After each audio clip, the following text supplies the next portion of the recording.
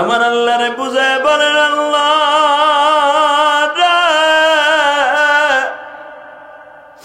দুনিয়ায় কত জিনিস তুমি স্বপ্নে দেখাইলা,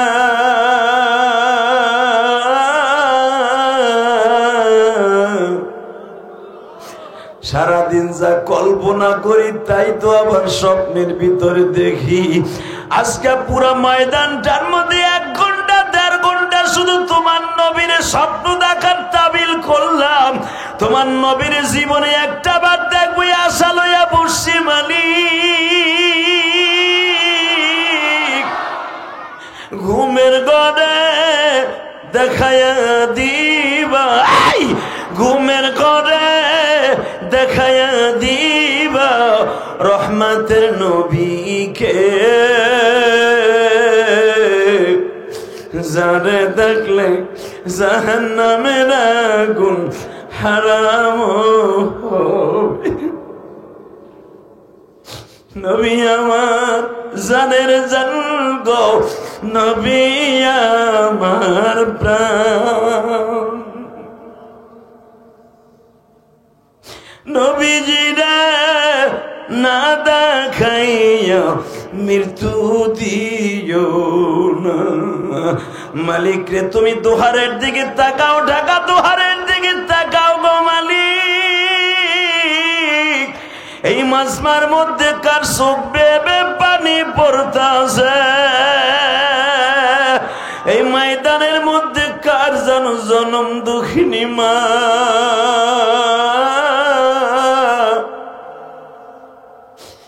কার যেন জনম দুঃখ বাবা, বাবা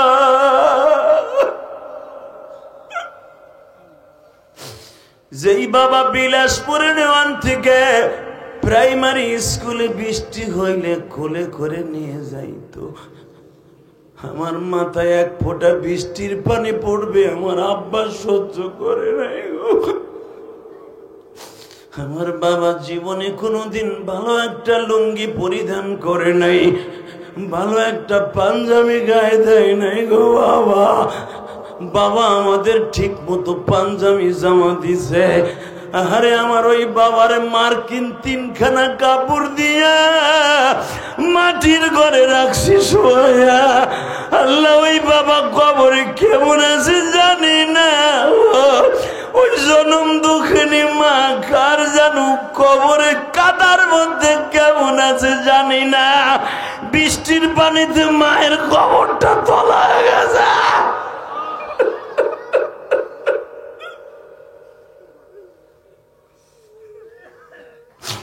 কত বাজানের কবর বন্যার পানিতে ভেসে গেল মালিক।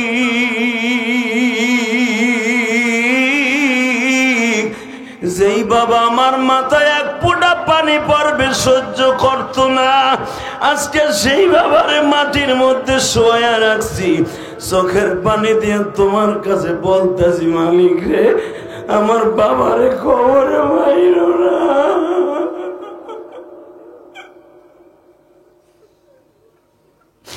জনম দুঃখিনী মায়ের কবরে মাইরো না গো মালিক। আমি যদি আমার বাবার জন্য বিনায় বিনায় কান্দি, আর এই ঢাকা দুহারে তুমি তাকায় দেখো আজকে 24শে অক্টোবর, আমার দাড়ি পাকা বাজানরা কান্দে, আলেম উলামা কান্দে। আল্লাহ আমি জানি না কোন আলেম ভাইয়ের মা নাই বাবা নাই গা। আমি 12 বছর বয়সে মা ডাকটা বন্ধ করে তুমি দিছ।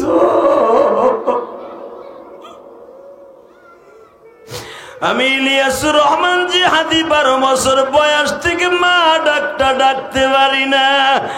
আরে কোন আলেম ভাই যখন বলে হুজুর আমার মায়ের জন্য দোয়া কইরেন, আমি তার চেহারার দিকে তাকায় থাকি আর বলি আপনার মা এখনো বেঁচে আছে। তখন আমি ভাবি আমি কি দোষ করছি মালিক। 12 বছর বয়সে আমার মাকে লয়ে গেলা, আরে যেই বয়সে পরাণ পরে মা বলে ডাকবো, ওই বয়সে আমার ভাইরা কারা জানো মা হারায় ফেলছে, কে জানো যুবক বয়সে বাপ হারায় ফেলছে। আমার নবী যেমনি বাবা বাবা বলে কাঁদতো, আল্লাহ এদের বাবা মাকে মাফ করে দাও আল্লাহ। আল্লাহ দেখো তোমার পাগলগুলি ময়দানে বসে যারা কান্দে, এদের চোখের পানি বৃথা দিও না গো আল্লাহ। তোমার নবী বলছে যারা বাবাকে টার্গেট করে কানবে তার বাবাকে আল্লাহ মাফ করে দিবে। যারা আমি নবীর ইশকে পড়িয়া মাহফিলে বসে কানবে, নামাজের মধ্যে কানবে, আমি নবী বলে গেলাম ওই চোখ দিয়া মরার আগে আমার স্বপ্নে দেখতে পারবে গো। এ দোহার নবাবগঞ্জের যুবক ভাইরা হাত দুইটা আসমানের দিকে উঠাইয়া আমার আল্লাহকে জোরে একটা ডাক দাও, নবীরে দেখার নিয়ত করে ডাক দাও, ডাক দাও, ডাক দাও, ডাক দাও, ডাক দে যুবক, ডাক দে, ডাক দে, ডাক দে, ডাক দে, গভীর রাত্রে ডাক দে।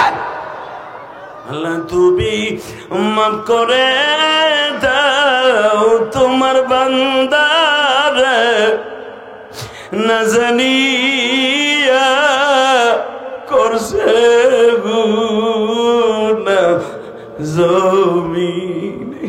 আল্লাহ আমরা তো এমন কোনো গুনাহ করি নাই যে তুমি মাফ করবা না। আমরা কোনোদিন মানুষ খুন করি নাই, মানুষের হক মাইরা খাই নাই। আল্লাহ মেহেরবানি করে মাফ করে দাও না আল্লাহ।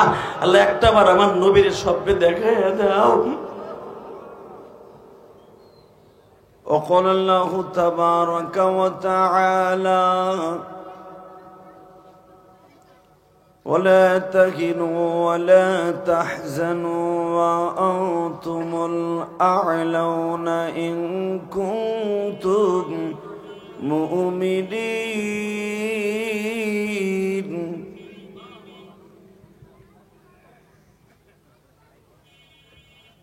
إن الله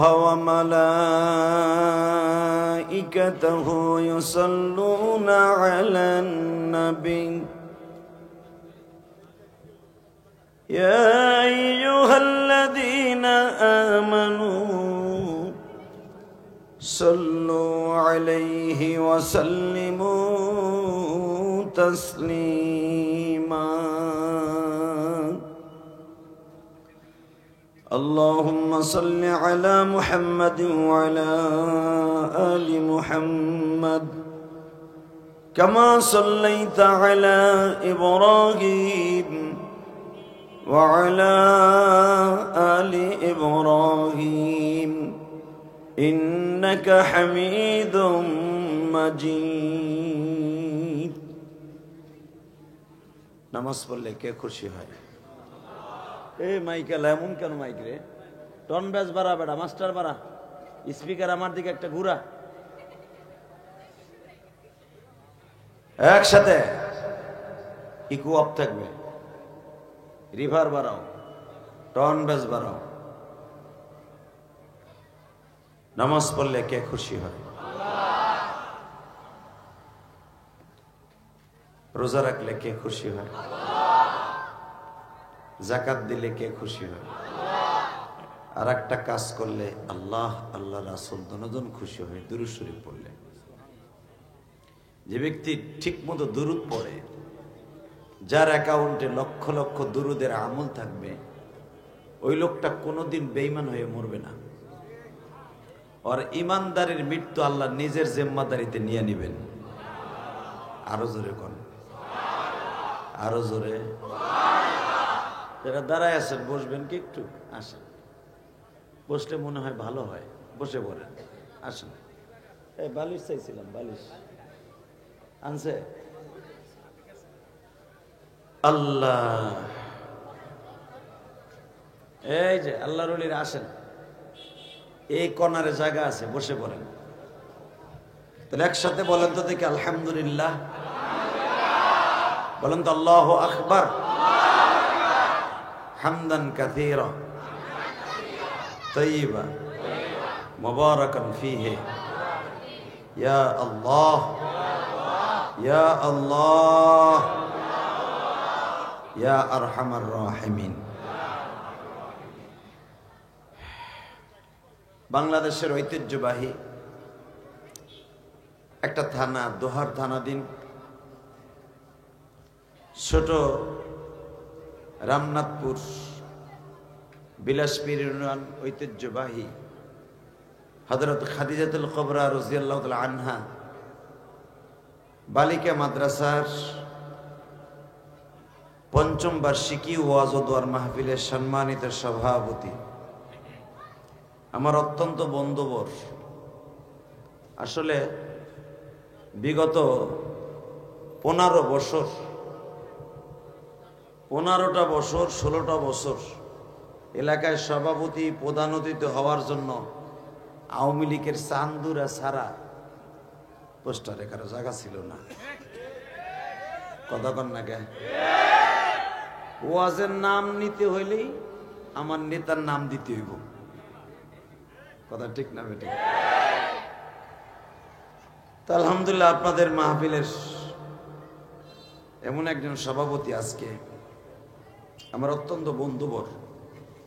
অনেকে ভাবেন যে আওয়ামী লীগ চলে গেছে, এখন তো বিএনপি আসবে আসবে ভাব, উকি মারতেছে। বিএনপির নেতার অভাব আছিল, তাকে সভাপতি কেন দিল না? এলাকায় তো দরকার ছিল।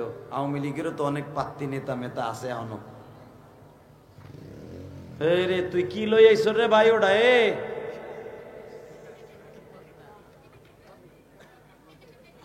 চায়না লইছেন। আল্লাহ আমাদের হেফাজত করেন, জোরে করে আমিন। আপনাদের অত্যন্ত প্রিয় মানুষ আলহাজ হাফেজ নূর মোহাম্মদ মুতাআল্লি অত্র মাদ্রাসা, জোরে করে মারহাবা। আজকের মাহফিলে আমার আগে যিনি ওয়াজ করেছেন, বাংলাদেশের সুদক্ষ এবং জ্ঞান গর্ভ আলোচনা করেন এবং কণ্ঠের ভিতরে আল্লাহ পাক একটা নূর ঢেলে দিয়েছেন। কণ্ঠের ভিতরে একটা ইশকে নবী, ইশকুল্লাহ প্রকাশ পায় যার কণ্ঠে। হযরত আল্লামা হযরত মাওলানা মুফতি শেখ হামিদুর রহমান সাইফি, বাংলাদেশের মধ্যে একটা ব্যবসায়ী প্রতিষ্ঠান, সবচেয়ে ঐতিহ্যবাহী একটা জায়গা কালীগঞ্জ, তার প্রাণ কেন্দ্র একটা মসজিদ কালীগঞ্জ বাজার কেন্দ্রীয় জামে মসজিদের সম্মানিত খতিব এবং ওয়াজ করেছেন মুফতি মাসুদুর রহমান সিদ্দিকী, অত্যন্ত উদীয়মান তরুণ বক্তা, আল্লাহ তাকে কবুল করেন। ওয়াজ করেছেন আমারই কণ্ঠে কিছু ঘেরান পাওয়া যায়, আল্লাহ ওর কণ্ঠকে আরো ত্বরান্বিত করে দিক, আমিন। কণ্ঠের ভিতরে আরো খায়ের ও বরকত দান করুক। আমরা তো চিরদিন বেঁচে থাকবো না। কোরআনের পাখি, তাফসিরের জগতের নক্ষত্র ছিল আল্লামা দিলওয়ার হোসেন সাইদি, চলে গেছে। সাইদির কণ্ঠে যখন ওয়াজ করে তখন সাইদি সাহেবের কিছু ঘেরান পাওয়া যায়, মনে পড়ে যায় সেই ঐতিহাসিক তাফসিরের কথা, যে সাইদি সাহেবের কণ্ঠ এরকম ছিল, এটা বোঝা যায়। কারণ সাইদি সাহেবের বিকল্প কিয়ামত পর্যন্ত আর হবে কিনা জানি না। তার শূন্যস্থান পুরা করার মতো আর এতদিন যখন হয় নাই, আর হবেও না। কথা কন না কেন? তার এলেম, তার আমল, তার হেলেম বাংলাদেশে আর তাফসিরের জগতে হবে না। সেই সানিম আশরাফ দুফারি, আপনাদের অত্যন্ত প্রিয় মানুষ, আপনাদের এলাকারই ছেলে, দোহারের সন্তান। দোয়া করেন যেন একটা ছেলে আপনাদের এখানে, দোহার আল্লাহরা সারা জীবন খালি ওয়াজ শোনে, বক্তা আইনাই না, দোহারে ভালো বক্তা জন্ম দিতে পারেন না, দোয়া করেন না। আমাকে দেশে তো একজন উপরে ওঠা দিলে 10 জন তার টাইনে ধরে। কথা কন না কে? এই নূর মোহাম্মদের আপনারা কত ঢুকছিলেন জানি না, তবে আপনি ঢাকায় যায় দেখেন নূর মোহাম্মদের ঠেলা কি, এসপি কন, ডিসি কন, এমপি কন, মন্ত্রী কন, এর কাছে কিছুই না। এইগুলো টাকা দিয়ে পকেটে করে রাখে এই নূর মোহাম্মদ। হয়তো আপনাকে এলাকায় দেখেন পাগলের মতো ঘুরে, হুজুর মানুষ তো আর এখন দোষ বেশি। এরা যদি আবার ভালো পোস্ট পাস এলাকা দিয়ে চলে, পয়সার মালিক হয়, তাও জ্বালা। দেও না ফুডার ফুডা, দুইটা পয়সার মালিক হইয়া মোল্লা 2 দিন আগে আমাকে মাদ্রাসায় হেফজোখানায় পড়ছে, ডাইলির পানি খাইয়া আমাশা হয়েছে, এ বলে আবার শিল্পপতি হয়েছে। এদিক দিয়েও জ্বালা। কথা কর না কেন? তবে আপনি কি জানেন আলেম উলামাকে আল্লাহ এত পয়সা দান করেছে বর্তমানে, এই ফাসিক ফুজ্জার লিহিয়াতি কান্নামা উনুকিহি, বুজুর্গের বরদোয়া লেগেছে না। এই আমার দিকে তাকান, চিল্লান লাগবে না, ঠিক হয়ে যাবে। এই আল্লাহর ওলিরা ইলেকট্রিসিটি হতে পারে ভাই, ওটা ব্যাপার না, রাগ করে লাভ নাই। আল্লাহ হাসবে না, এদিকে তাকাও, আওয়াজটা বন্ধ করো, এই ক্যান ক্যান আওয়াজ বন্ধ করো। ভাইরা ভালো করে বুঝবেন, লুজ কালেকশন আছে, এই দেখ লুজ কালেকশন আছে ছোট ভাই। আল্লাহ আমাদের সবাইকে মাফ করে দেন। আসেন একবার দোয়া করি, লা হাওলা ওয়ালা কুওয়াতা ইল্লা বিল্লাহ আলিয়্যিল আযীম। শয়তানের ধোঁকা মাঝে মাঝে হবে, মাইকের দ্বারা হবে। কেউ হয়তো দেখবেন পিছনে বই একটা চিৎকার মারবে, কেউ হয়তো দেখবেন মহিলা প্যান্ডেল দিয়ে অলেকারে ডাক দেবে, এদিকে আয় না, আর লাগবে তিনজনে ঘুষাঘুষি, কথা কর না কে। অতএব শয়তানের ধোঁকা হবে, টেনশনের কোনো কারবার নাই। আল্লাহর প্রতি ভালোবাসা দেন, যে আল্লাহ এত সুন্দর মনোরম পরিবেশ করে দিছে, বৃষ্টি হওয়ার কোনো ওয়াজ হওয়ার কোনো ইচ্ছা এবং কোনো কায়দাই ছিল না। কায়দা কে করে দিছে? ঢাকা কিন্তু চরম বৃষ্টি হইতেছে এখন। এই বেটা কি হইলো আওয়াজ, এরম আওয়াজ হইতেছে গা, কারেন্ট গেছে গা? জেনারেটর আগে তো ভালো ছিল, তেমন আওয়াজ হইতেছে। তুই কোন জায়গায় কি করছিস তাই দেখ বেটা। আজকের মাহফিলে যিনি আর একজন উদীয়মান এবং আমাদের বয়োজ্যেষ্ঠ, আমাদেরই অত্যন্ত সহোদর, অত্যন্ত মহব্বতের মানুষ, যিনি আমি কেরানীগঞ্জে আসছি 20 বছরের উপরে, আলহামদুলিল্লাহ বলেন। সেই আমার একবারে ভরা যৌবনকালে গলায় গলায় পীড়িত ছিল আমাদের এক সময়। হাফেজ জয়নাল আবদিন আপনাদের ডাইন পাশে বসা, নূর মোহাম্মদের পাশে, আব্দুর রহিম, হাবিবুর রহমান, আব্দুল মালেক, মুফতি মাহাদি হাসান, মোল্লা হুসাইন আহমেদ, অলিউল্লাহ, জিল্লুর রহমান আরিফি সহ অনেক উলামা একরাম এখানে বসছে। আমার ছোট ভাই এখানে বসে আছে, হাফেজ মৌলানা এই যে আবু রায়হান, রায়হান যাকে বলে, এ আরো অনেক উলামা একরাম স্টেজে বসে আছে। সবাই আমার চাইতে অনেক বড় বক্তা এবং সবাই আলেমে দ্বীন। সকলকে জানাই আমার অন্তরস্থল থেকে ধন্যবাদ, মোবারকবাদ। বলেন তো দেখি আলহামদুলিল্লাহ, বলেন তো আল্লাহু আকবার। পরিবেশটা এখন মোটামুটি সুন্দর হয়েছে। এই পরিবেশে যদি আল্লাহ পাক মোনাজাত পর্যন্ত রাইখে দেয়, আমার মন কেন জানি বলে রব্বে কারিম আপনাকে আমাকে এখান থেকে গুনাহ মাফ করাইয়া বাড়িতে পাঠাবে। বাজান আমাদের জিন্দিগিটা অল্প সময়ের জন্য, ঠিক না বেঠিক? জিন্দিগিটা কি অনেক বছর? এই দুনিয়ায় মনে রাখবেন, অনেক জিন্দিগি, অনেক দিন বাইসে থাকার আশা লইয়া বাঁচতে চাইছিল পৃথিবীতে সবচেয়ে বড় ডিক্টেটর, নাম হলো সবচেয়ে বড় হারামি ফেরাউন। ও আসে না গেছে? যদিও আর কিছু চাস্তো ভাই মামাতো ভাই আছে দুনিয়ায়, মাঝে মাঝে লাফাই উঠে। অনেকে বলে ফেলে এত সাল পর্যন্ত আমরা ক্ষমতায় থাকবো। আল্লাহ কাদর ভুডার ভুডা কি এর কার টাইম বাইন্ধে দেশ? তোর হায়াতে জিন্দিগির তো টাইম নাই, তুই সময়ের টাইম কি বাইন্ধে দেশ? কথা ঠিক না বে ঠিক? বিগত ফ্যাসিস্ট সরকার যিনি ছিলেন উনি বলছেন 41 সাল পর্যন্ত থাকবে, পারছে 45 মিনিট টাইম পেয়েছিল। মনে রাখতে হবে, আন্নাল কুওয়াতা লিল্লাহি জামিআ, সর্বময় ক্ষমতার মালিক যিনি, এই পৃথিবীর নিয়ন্ত্রণ করে তিনি। কথা বলেন না কেন? আন্নাল কুওয়াতা লিল্লাহি জামিআ, উনি সর্বময় ক্ষমতার মালিক। এটাকে নিয়ে যারাই টানাটানি করবে ওই মরবে, কোনো সন্দেহ নাই। জোরে কোন, আরো জোরে। শুধু আপনাদের খেদমত আরজ করতে চাই, আপনি কি জানেন এই পৃথিবীতে আল্লাহর সাথে পাল্লা দিছিল একটা বড় শয়তানের নাম, 1700 বছর বাদ ছিল এই দুনিয়ায়। আর নাম কি জানেন? দৌড় বেড়া, ওর নাম নমরুদ। নাম কি? চিনে নাই দুলাভাইটারে? ও সারা পৃথিবীতে দাবি করছিল আনা রব্বুকুমুল আলা। এই পৃথিবীতে খোদায় দাবি করছে মাত্র 2 জন ম্যান, 2 জন। তার ভিতরে 1 নম্বরে হলো নমরুদ। ফেরাউনের অন্তত 3500 বছর আগে এই শয়তান দুনিয়ার ছিল। মারহাবা বলেন। কত হাজার? হ্যাঁ, ফেরাউন আসার 3500 বছর আগে নমরুদের জন্ম। এই নমরুদ ক্ষমতার মস্তদে বসেই ডিক্লার দিয়েছিল, আমার চাইতে বড় ম্যান, আমার চাইতে বড় খোদা পৃথিবীতে কেউ নাই। দেখেন, যে বড় খোদা দাবি করছে তার ঘরের মধ্যে যারা আছে এরা কত ইমানদার তাই দেয়। নমরুদের একটা মাইয়া ছিল, নাম ছিল তার হাবিবা। জোরে কন মারহাবা।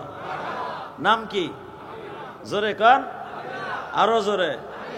এই নমরুদের মেয়ে হাবিবার সাথে ঐতিহাসিক গুণে সবার একই আলোচনা, এই নমরুদের মেয়ে হাবিবার সাথে আমার বিশ্ব নবীর বিবাহ হবে। হ্যাঁ, সুবহানাল্লাহ বাইতে যে কইেন। আমার নবীর সাথে 4 জন মেয়ের সাথে কিয়ামতের মাঠে বিয়ে হবে। বিয়ে পড়াবেন আমার আল্লাহ। আরো জোরে কোন। আর মাইক বালানা তা বেটারা সুবহানাল্লাহ কবে কি সাতা। এই ভালো করে বুঝেন, 4 জন মেয়ের সাথে আমার নবীর বিয়ে হবে। তার ভিতরে 1 নাম্বার এই পৃথিবীতে এসেছিলেন, বাবার সাথে যুদ্ধ করেছেন, নমরুদের মেয়ে হাবিবা।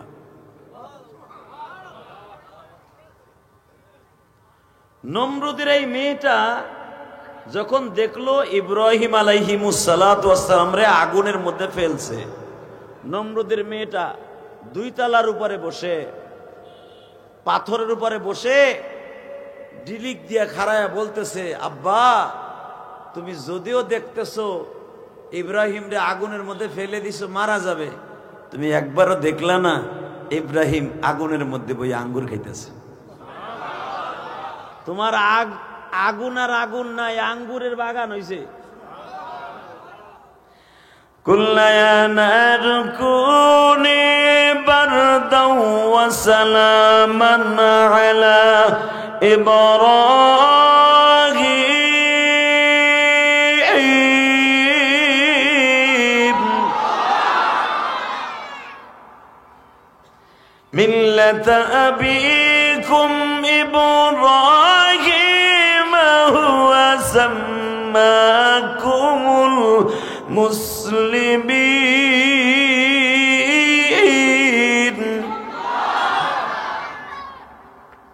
কোরআন তেলাওয়াতের পরে যারা আল্লাহু আকবার বলবেন জীবনে মারাত্মক কোনো রোগ হবে না।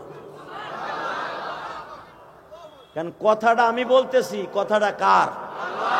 আর আপনি যে আল্লাহু আকবার বলতেছেন, এই প্রশংসাটা কার? তাহলে আপনি কি মনে করলেন মিয়া? আমি আবার পড়ছি, وَإِذْ يَرْفَعُ إِبْرَاهِيمُ الْقَوَاعِدَ مِنَ الْبَيْتِ وَإِسْمَاعِيلُ।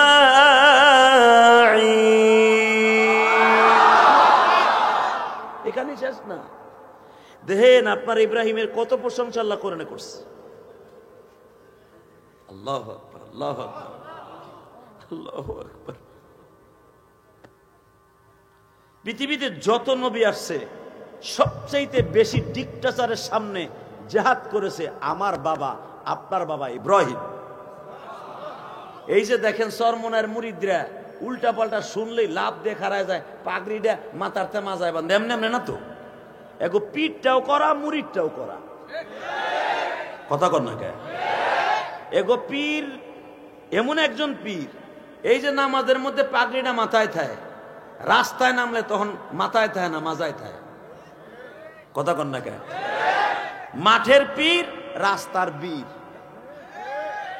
এই যে ফ্যাসিস্টে যে বিদায় করছে, ছাত্র আন্দোলন করছে, হাজার হাজার ছাত্ররা এখনো হসপিটালের বেডে মৃত্যুর যন্ত্রণায় কাতরাচ্ছে।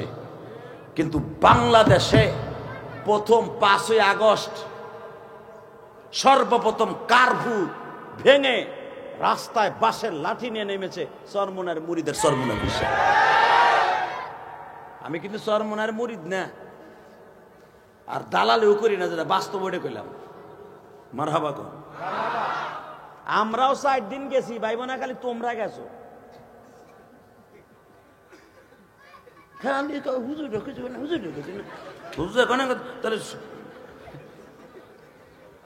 বেড়া 47 জনের উপরে হাফেজ কোরআন আলেম দিন মারা গেছে, শহীদ হয়েছে। কথা কন না কেন? 47 জনের মতো আলেম শহীদ হয়েছে। এখনো পর্যন্ত ভোলার 20 থেকে 25টা আলেমে দিন পঙ্গু হইয়া বন্ধুত্ব বরণ করছে। আল্লাহ আমাদের হেফাজত করেন, দরকার আমিন। তবে আমাদের সকলের সমন্বয়ে আল্লাহ যে কোনো ভাবে আমাদের এই গরম নিঃশ্বাসটা আল্লাহ শুনছে, তাড়াতাড়ি বিদায় করছে। ঠিক না? ঠিক। জোরে কর, আরো জোরে। এই মাইকে দোষ করতে পারবো। ও মালিক, আমার বাজানটা দেখো কি সুন্দর বয়ে রয়েছে। বৃষ্টি নামছে, বৃষ্টিতে পুরা মাঠে পানি কেদা ভরা। আমার যুবক ভাইরা মনে মনে ভাবতেছে, যে প্যান্ট পরে এসে যদি এতে কেদা ভরে, বউ তোমার আইলে গেলে ঘুষাবে না, ঠন্নাবে। এই ডরে বেটারা খারাই রয়েছে মগার মতো। কি আর কমো, কিছু করার নাই। যদি জোর করে বহাইতে যায়, ও থাকবোই না, যাইবো গা। কারণ আমি তো আর 1 প্যাকেট পেঁয়াজও কিনে দিই নাই যে আমার কথায় থাকবো। তবে যারা আমার কথায় বসবে, এরা জান্নাতে আমি আর হে একসাথে কামো। এরপরে যদি না বহে, আল্লাহ কই নাই এখনো কিছু, আল্লাহ কবুল করেন। দাদা ভাই আইসে পারেন, আসেন সামনে আসেন। এ যুবক ভাইরা আয়, তোকে আল্লাহ সবচেয়ে বড় বাদশা বানাই দিবে, আইসে বড়। আল্লাহ কবুল করেন, জোরকানা আমিন। আরো জোরবানা আমিন। এই বৃষ্টি কেদের মধ্যে ওয়াজ হয়েছে, এইটাই তো বেশি। ঠিক না বে ঠিক? তবে আজ থেকে মনে রাখবেন, পকেটে করে ওয়াজটা নিয়ে যাবেন। পৃথিবীতে সবচেয়ে প্রতিবাদী ছিলেন আমাগো মুসলমানের বাবা। ঠিক না বে ঠিক? হ্যাঁ, আমাদের মুসলমানের বাবা যখন প্রতিবাদী, তার সন্তানরাও প্রতিবাদী। দেখেন কেমনে বেচারা কি পরিমাণ প্রতিবাদ করছে। ইব্রাহিম আলাইহিস সালামের বয়স মাত্র 6 বছর। মূর্তি মূর্তি ভাঙ্গা ভঙ্গা অস্থির করে রেখেছে আন্দোলন। খোদার কাছে খবর গেছে যে, শুনছো কি হয়েছে? তোমার বডিগার্ড যে, শুনছো কি হয়েছে? তারেক, ইব্রাহিম আলাইহিস সালাম জন্মের পরে নবুয়তের আগ পর্যন্ত তার নাম ছিল তারেক। ইব্রাহিম আলাইহিস সালাম মূর্তির পূজা ভাঙার পর থেকে নবুয়ত প্রাপ্তির পরে নাম হয়েছে আজর। মারহাবা বলেন। তোমার দেহরক্ষী তারেক, শুনছো কি হয়েছে? কি হেয়ার পোলা তোমার বিরুদ্ধে খারাইছে এবং আমাকে খোদার নাকশা মাকশা উড়াই দিছে।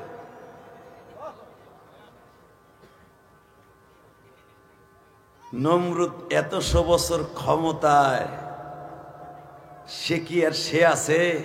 আমলিকালারা 15 বছর ক্ষমতায় থাইকা মানুষ মনে করতো না, মনে করতো কুত্তা বিলাই। আর যেটা 17 বছর যাই বদমাইশ ক্ষমতা রয়েছে, ও কি আর এমনি আল্লাহ দাবি করছে? আল্লাহ যা করে ভালো লাগে করে। আর 10 বছর থাকলে তো হেও মনে ওই কায়দায় আইতেছিল ফিরায়। কথা কর না কেন? আলেম ওলামা মূর্তির বিরুদ্ধে কথা বলেছিল। চরমনা শায়েখ এবং মামুনুল হক, বড় বড় ওলামা কেরাম, আমরাও বলছিলাম। বলার সময় ডাইরেক্টলি বলে দিছে যে জাতির পিতার মূর্তির বিরুদ্ধে কথা বলবে, ভাস্কর্যের বিরুদ্ধে কথা বলবে, সে যেন বাইরে না থাকে। ভিতরে ঢুকাই থুয়ে দিছে। আমরা কথা বলেছিলাম, আমার কথা আপনি নেন নাই। দেখেন আল্লাহর মাইটটা যে কি করা রে।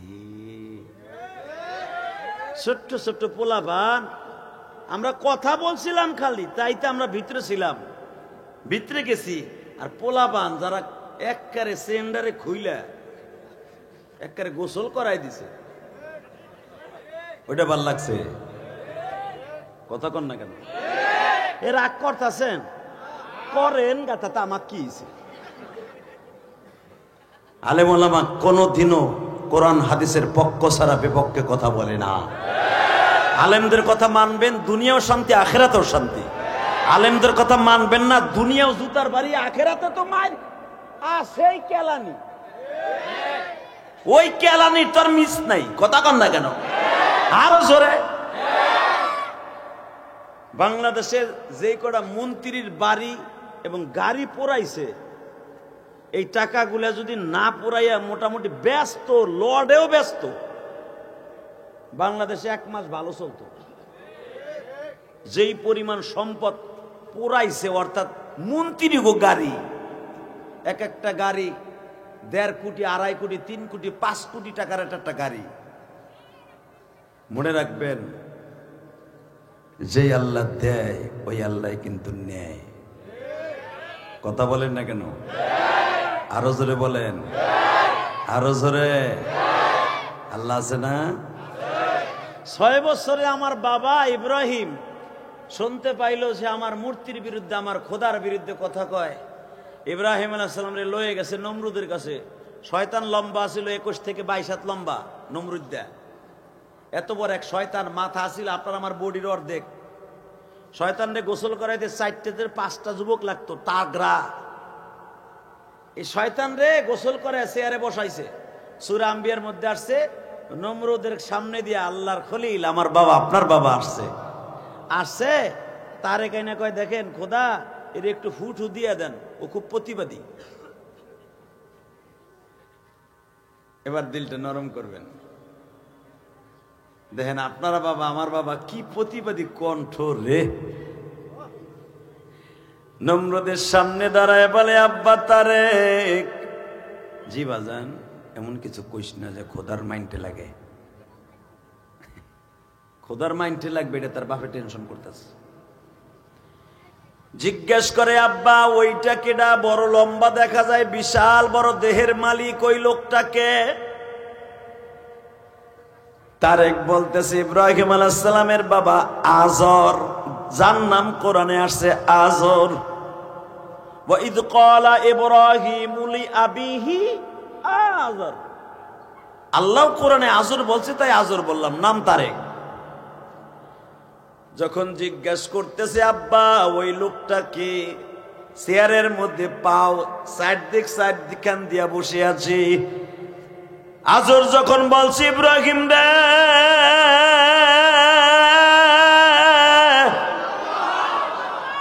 ওইটাই হলো আমার বড় খোদা, আমার আল্লাহ।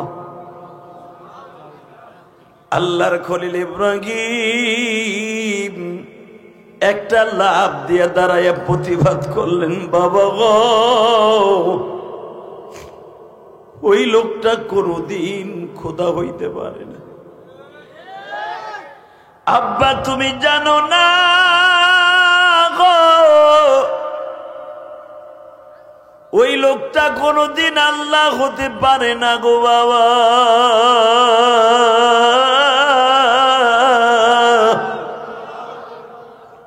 ওই লোকটারে যদি খোদা বলে মানো, দুনিয়াও শেষ, আখিরাতও শেষ। জাতির পিতার আব্বা জান, অর্থাৎ আপনার আমার দাদা জান। বাজান, জাতির পিতার বাবার নাম আমাদের দাদা জান। দাদা জান যখন বলেছে, তুমি এমন কথা বলো না যে তোমার ফাঁসির কাস্টে ঝুলতে হয়, আমার আব্বা জান, আপনার আব্বা জান প্রতিবাদী কণ্ঠ লাভ দিয়া দাঁড়ায় বলে, আব্বা আমি দীপ্ত কণ্ঠ সাক্ষ্য দিলাম গো বাবা, এই মানুষটাও একদিন মরবে, তুমিও মরবা। যিনি কোনদিন মরবে না, আল্লাহু লা ইলাহা ইল্লা হুয়াল হাইয়ুল কাইয়্যুম লা তাখুযুহু সিনাতুন ওয়ালা নাওম। আব্বা উনি কি ঘুমায় না? হ্যাঁ ঘুমায়। আব্বা উনি কি খায় না? খায়। আব্বা উনি কি বোর কাছে যায় না? কয় যায়।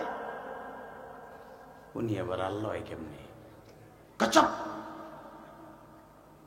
হ্যাগো ভুল ধরতে হয় না, খবর থাক দেন না। বন্ড পীর গাঞ্জা খাওয়া হিগে শীত হইয়া হইয়া থাহে, মহিলা পুরুষ সমান দেওয়ার চেষ্টা দেয় বন্ডরে। কথা কর না কেন? আপনাকে দোহারে একটা বদমাইশের আবির্ভাব হয়েছিল না?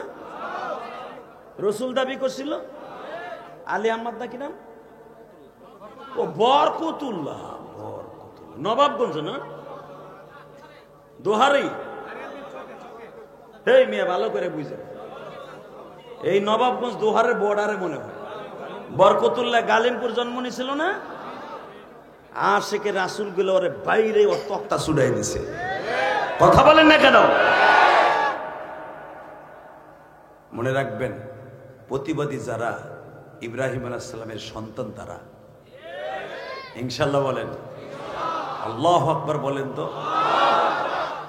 ইব্রাহিম আলাইহিস সালামের সাথে শয়তান না পাইরে আপনারা জানেন আগুনের মধ্যে ফেলছে। আগুনের মধ্যে ফেলার পরে ইব্রাহিম আলাইহিস সালামের জন্য আল্লাহ আগুনকে জান্নাতের বাগান করে দিছে। এটা নমরুদের মেয়েটা দেখতেছে, এ বাতাস দাও না, ফ্যান দাও। ইব্রাহিম আলাইহিস সালাম আগুনের মধ্যে 17 বছরের বাপ আমার, দেখেন কি প্রতিবাদী। ইব্রাহিম আলাইহিস সালাম 17 বছরের আগে যায় নাই আগুনের মধ্যে। 17 বছরের টকবুড়ি যুবক আপনার আমার বাবা আগুনের মধ্যে বইয়া আঙ্গুর খাইতেছে। এইটা নমরুদের মাইয়া দেখছে, দেখে একটা শিক্ষার মাইরা কয়, আব্বা তুমি যারে আগুনে পোড়ায় মারতে চাও সে দেখো আগুনের মধ্যে বইয়া আঙ্গুর খাইতেছে।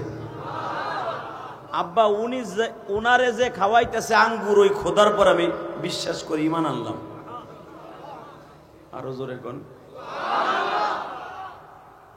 ইব্রাহিম আলাইহিস সালাম নবী হওয়ার আগে সর্বপ্রথম ওই যুগে একটা মাত্র মেয়ে ইসলাম কবুল করেছিলেন, সেটা হলো নমরুদের মেয়ে। সুবহানাল্লাহ কইলেন না?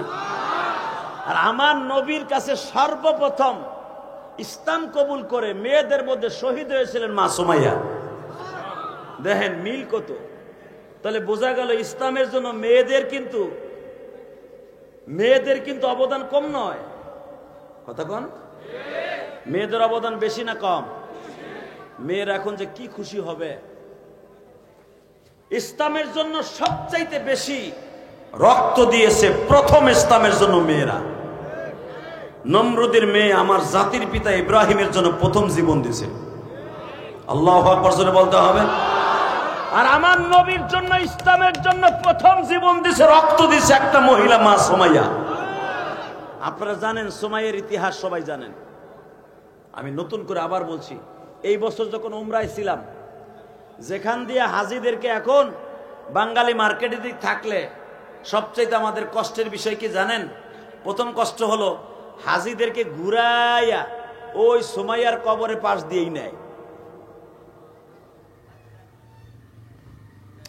নতুন হিরেমে যাইতে বাম দিকে নজর করলেই মা সুমাইয়ার কবর।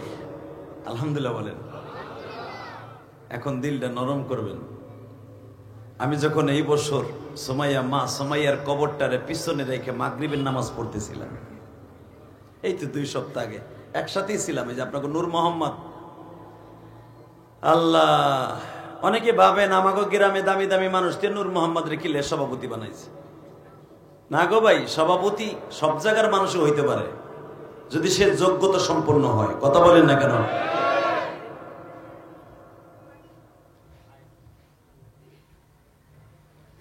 মা সুমাইয়ার কবরটাকে পিছনে রেখে আমি মাগরিবের নামাজ পড়তেছিলাম। আমার মনে পড়ে গেল এমন একটা জায়গায় দাঁড়াই আছি, যেই জায়গাটায় পৃথিবীতে সর্বপ্রথম আমার নবীর জন্য জীবন দিয়েছে যেই মহিলাটা, তার কবরটা আমাদের পিছনে। আমরা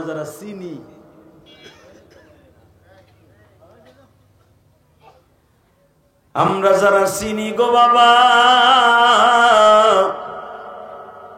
তারা তো মোটামুটি অন্তরটারে ওই সুমাইয়ার দিকে রাইখাই নামাজে দাঁড়াইছি। মা সুমাইয়ার জীবনে যদি শোনেন গো বাজার, মা সুমাইয়ার বাড়ি কিন্তু মক্কায় নয়। মা সুমাইয়ার বাড়ি ছিলেন বাবা সেই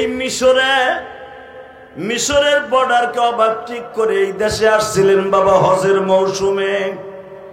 একটা জালিমের অত্যাচারে অতিষ্ঠ হইয়া ধরা খাইয়া বাবা বান্দি হইয়া যায়। আল্লাহু আকবার বললেন না? মক্কার মানুষগুলা এমন জালিম ছিল বাবা,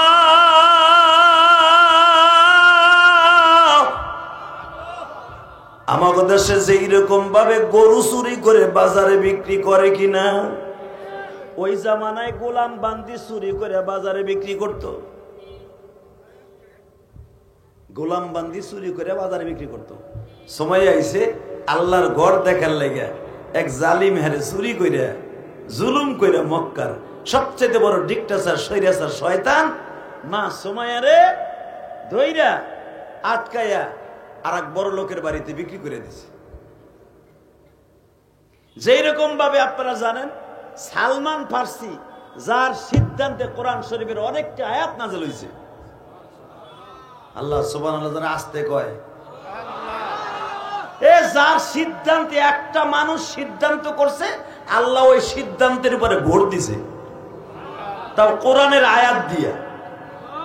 এই যে খন্দকের যুদ্ধটা একমাত্র সালমান ফার্সির সিদ্ধান্তে হয়েছে।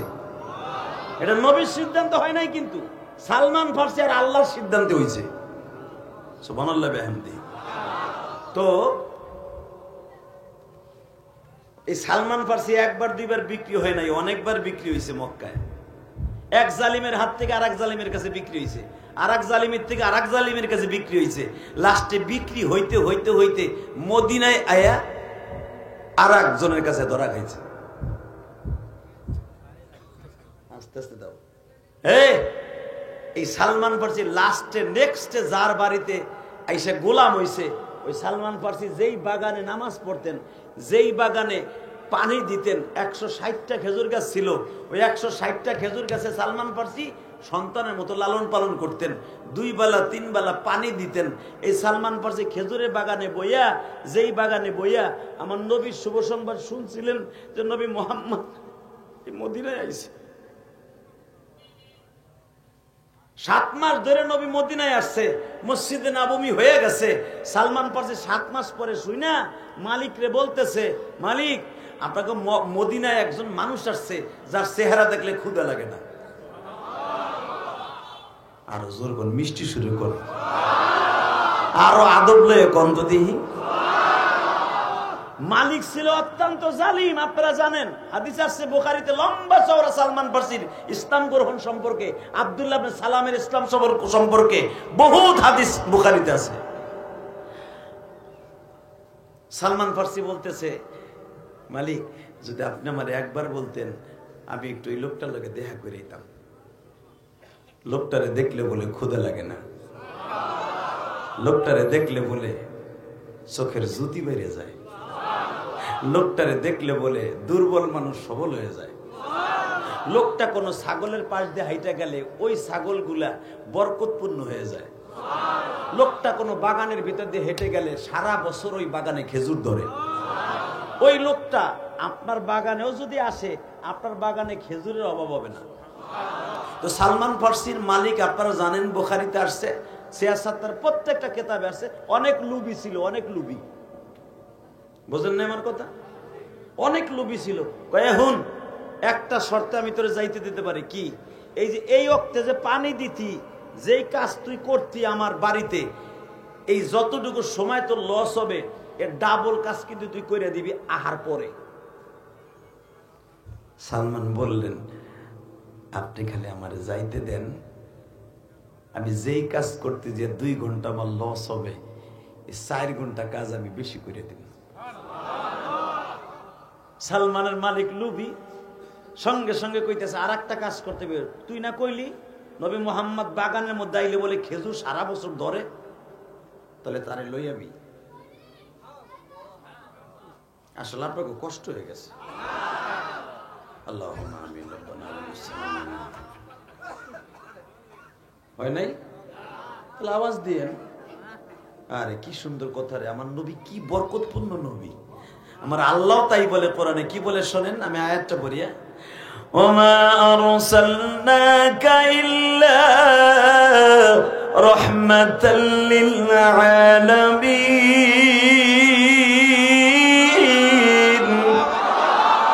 ইয়া আইয়ুহান নাবিয়্যু ইন্না আরসালনাকা শাহিদান ওয়া মুবাশশিরান ওয়া নাযীরা। এমন একজন মানুষ, ওদাইয়ান ইলাল্লাহি বিইذনিহি ওয়া সিরাজাম মুনীরা, আমার নবী শুধু নবী না, আমার নবী ছিল বাতি, আলো। যে অন্ধকারে যাইতো ওইখানে আলো হয়ে যাইত। দুনিয়ার কোন নবীকে আমি আল্লাহ সিরাজ বলে ডাক দেই নাই, সেরাক বলে ডাক দেই নাই, একমাত্র অনলি ওয়ান আমার নবীরে ডাক দিছি। বাজান এখন কানবেন, দিলটা নরম করেন। এ তোরা দূরে যাইস নে, হোনে কই ডলতে ডলতে যাস, ওইনে ব এ হোনে, এ ওই দুটারে ধরতে পারলি না?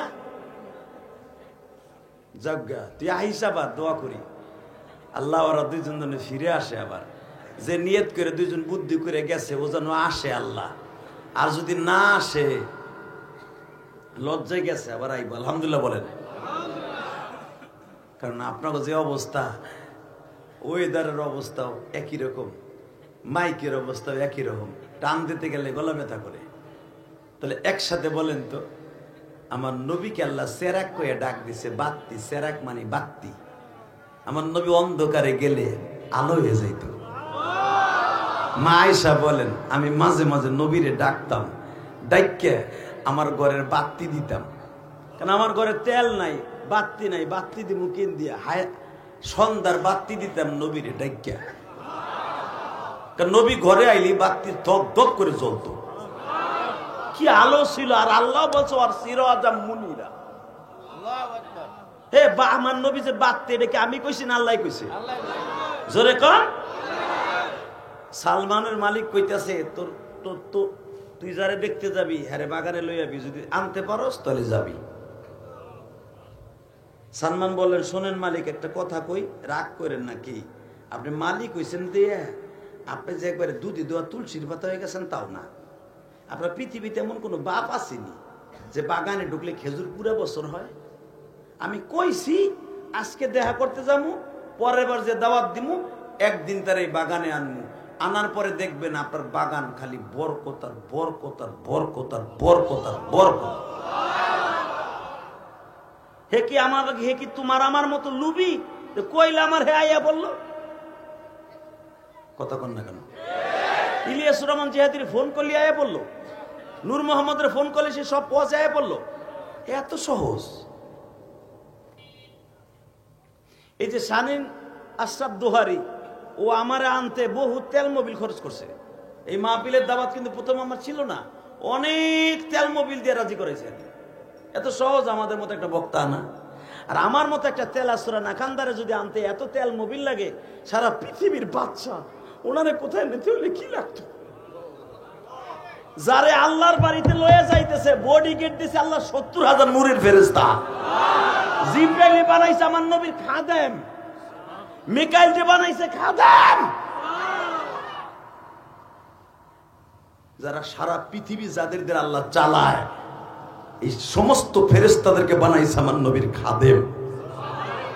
কি মনে করেন? সালমানের মালিক কয়, তুমি যদি আনতে পারস তাহলে যাইতে পারস। সালমানের মালিক কয়, শুনেন এত শর্ত মর্ত দরকার নাই, আমি গেলাম গা, যদি পারেন আপনি ফিরাইয়েন।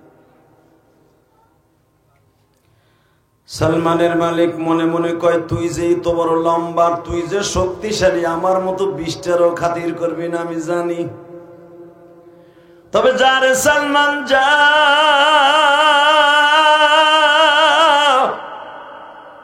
লোকটার মধ্যে যদি এত বরকত হয় রে সালমান,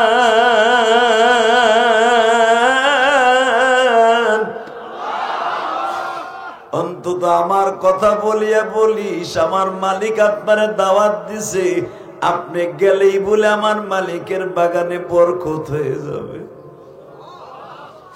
আপনারা জানেন ওলামা একরাম, সালমান ফার্সি প্রথম দিন আসিয়া নবীর কার্যক্রম গুলা দেখছি। নবী যে আখেরি জামানার নবীর আলামত গুলা আগের ঈসা ধর্মের সমস্ত পাদ্রীদের কাছ থেকে যা বর্ণনা শুনছি, আগে সালমান ফার্সি নবীর দিকে তাকায়া তাকায়া সেটাকে রিসার্চ করছি, পর্যবেক্ষণ করছি। ঈসা নবীর কিতাবের মধ্যে, ইনজিল কিতাবে যেই কোয়ালিটি নবী মুহাম্মদ হবে সেই কোয়ালিটি তার মধ্যে আছে কিনা, এই আলামত গুলা দেখিয়া সালমান ফার্সি দূরে দাঁড়ায় দাঁড়ায় কান্দে আর বলে, মালিক রে, আমি এত বছর পর্যন্ত যারে তালাশ করছি,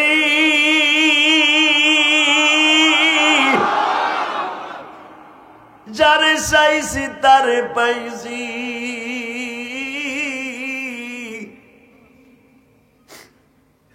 আমি আর এই সুযোগ ছাড়ব না, আমি এই সুযোগ আর ছাড়ব না। আমার নবীর কাছে যে বসছে, দেখেন তো আপনার চোখে এক ফোঁটা পানি আসে কিনা। সালমান তখন তার বয়স কত জানেন? সালমানের বয়স তখন 200-র উপরে। জোরে জোরে জোরে জোরে জোরে। সালমানের মতো বয়সী মানুষ ওই জামানায় আর দ্বিতীয় আর একটাও ছিল না। কি মনে করলেন আপনি? 200-র উপরে বয়স সালমান ফার্সি। সালমান ফার্সি বেঁচে ছিলেন 300 বছরের মতো। সে ঈসা নবীর ধর্মের উম্মাত ছিলেন মিয়া।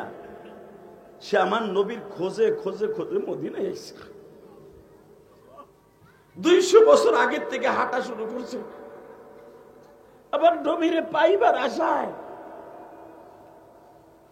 কত সাধনার নবী, কি মনে করেন আপনি?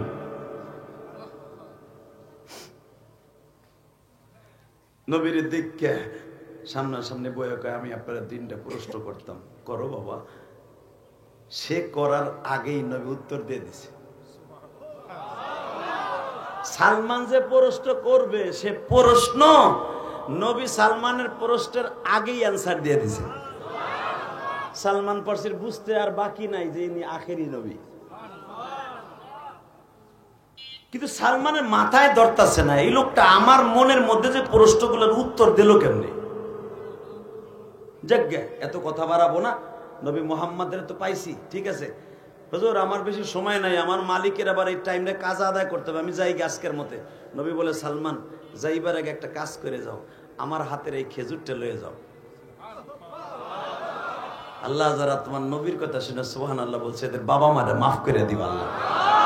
আল্লাহ এদের ইমানের শক্তি বৃদ্ধি করে দিও আল্লাহ, এদের মৃত্যুগুলো কালেমার সাথে দিও। সালমান আমার নবীরে 300 বছর খোঁজার পরে পাইছে, আর আমরা তোমার নবীরে জীবনে দেই নাই। অন্তত জীবনে যেন একটা বার খুঁজতে খুঁজতে নবীরে স্বপ্নের ভিতরে পাইয়া যায়। নবীরে যেই চোখ দিয়ে দেখতে চান না, ওই চোখ দিয়ে এখন এশকের এক ফোঁটা পানি ফেলাবেন। হঠাৎ করে একদিন দেখবেন বালিশের পাশে আমার এতিম নবী বইয়া রয়েছে। আর যারা নবীর জীবনে একবার দেখে ফেলবেন, চিরদিনের জন্য জাহান্নামের আগুন হারাম, আপনি আর কোনোদিন জাহান্নামে যাবেন না।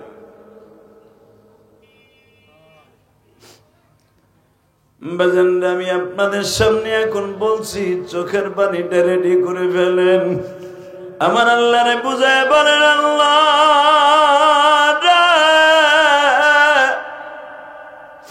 দুনিয়ায় কত জিনিস তুমি স্বপ্নে দেখাইলা,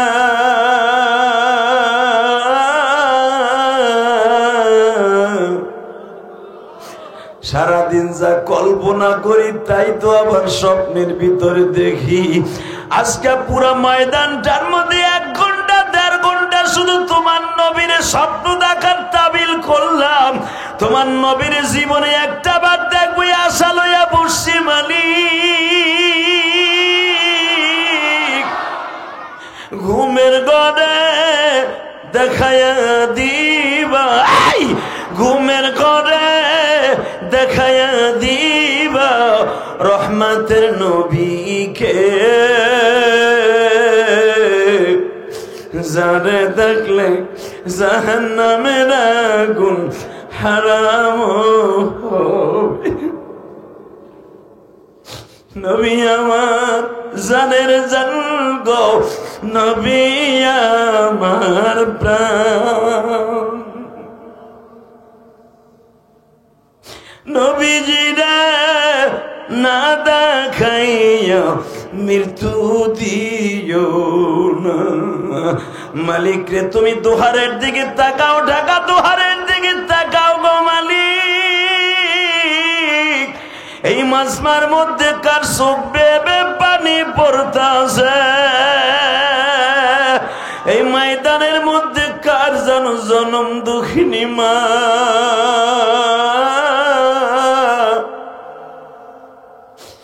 কার যেন জনম দুঃখ মিয়া বাবা, বাবা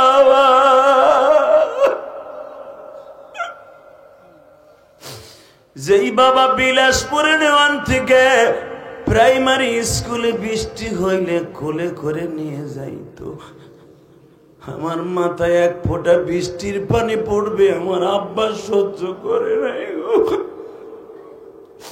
আমার বাবা জীবনে কোনোদিন ভালো একটা লুঙ্গি পরিধান করে নাই, ভালো একটা পাঞ্জাবি গায়ে দেয় নাই গো বাবা। বাবা আমাদের ঠিক মতো পাঞ্জাবি জামা দিছে। আরে আমার ওই বাবার মার্কিন 3খানা কাপড় দিয়া মাটির ঘরে রাখছি শোয়া। আল্লাহ ওই বাবা কবরে কেমন আছে জানি না, ওই জনম দুঃখিনী মা কার জানু কবরে কাদার মধ্যে কেমন আছে জানি না। বৃষ্টির পানিতে মায়ের কবরটা তোলা গেছে।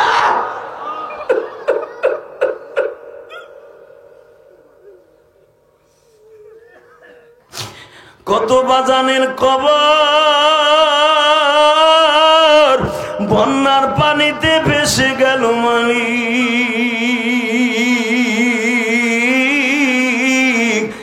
যেই বাবা আমার মাথায় এক ফোঁটা পানি পড়বে সহ্য করত না, আজকে সেই বাবারে মাটির মধ্যে শোয়া রাখছি। চোখের পানি দিয়ে তোমার কাছে বলতেছি, মালিক রে আমার বাবারে কবরে মাইরো না।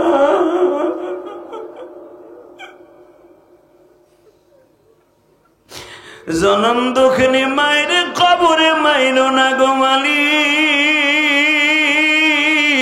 আমি যদি আমার বাবার জন্য বিনায় বিনায় কান্দি, আর এই ঢাকা দুহারে তুমি তাকায় দেখো আজকে 24শে অক্টোবর, আমার দাড়ি পাকা বাজানরা কান্দে, আলেম উলামা কান্দে। আল্লাহ আমি জানি না কোন আলেম ভাইয়ের মা নাই বাবা নাই। আমি 12 বছর বয়সে মা ডাকটা বন্ধ করে তুমি দিছ।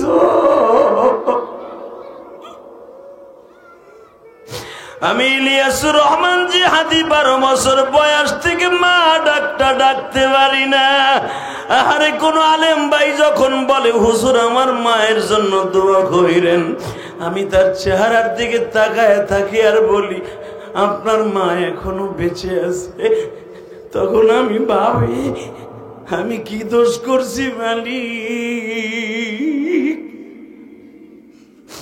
12 বছর বয়সে আমার মাকে লয়ে গেল। আহারে যেই বয়সে পরাণ ভরে মা বলে ডাকবো, ওই বয়সে আমার ভাইরা কারা জানো মা হারায় ফেলছে, কে জানো যুবক বয়সে বাপ হারায় ফেলছে। আমার নবী যেমনি বাবা বাবা বলে কাঁদতো, আল্লাহ এদের বাবা মাকে মাফ করে দাও আল্লাহ। আল্লাহ দেখো তোমার পাগলগুলি ময়দানে বসে যারা কান্দে, এদের চোখের পানি বৃথা দিও না গো আল্লাহ। তোমার নবী বলছে যারা বাবাকে টার্গেট করে কানবে তার বাবাকে আল্লাহ মাফ করে দিবে। যারা আমি নবীর ইশকে পড়িয়া মাহফিলে বসে কানবে, নামাজের মধ্যে কানবে, আমি নবী বলে গেলাম ওই চোখ দিয়া মরার আগে আমার স্বপ্নে দেখতে পারবে গো। এ দোহার নবাবগঞ্জের যুবক ভাইরা হাত দুইটা আসমানের দিকে উঠাইয়া আমার আল্লাহকে জোরে একটা ডাক দাও, নবীরে দেখার নিয়ত করে ডাক দাও, ডাক দাও, ডাক দাও, ডাক দাও, ডাক দে যুবক, ডাক দে, ডাক দে, ডাক দে, ডাক দে, গভীর রাতে ডাক দে।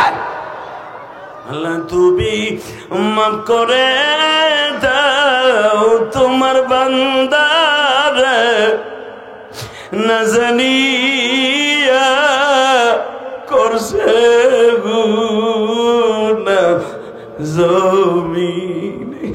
আল্লাহ আমরা তো এমন কোন গুনাহ করি নাই যে তুমি মাফ করবা না। আমরা কোনোদিন মানুষ খুন করি নাই, মানুষের হক মাইরে খাই নাই। আল্লাহ মেহেরবানি করে মাফ করে দাও না আল্লাহ।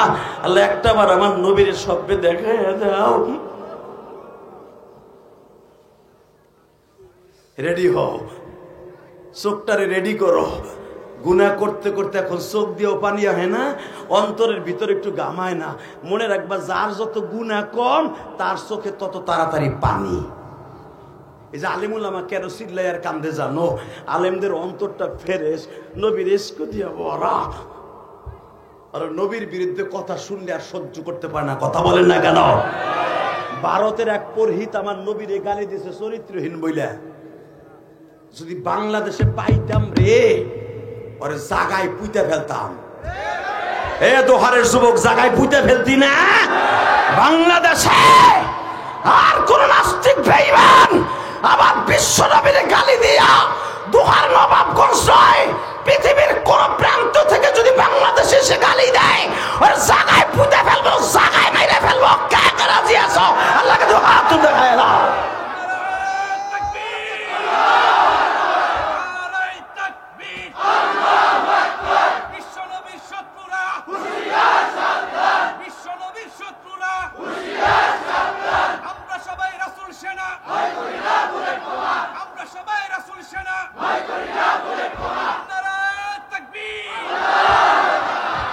এই যারা আল্লাহু আকবার বলছেন, অপেক্ষায় থাকেন বিশ্ব নবীর দেখার জন্য।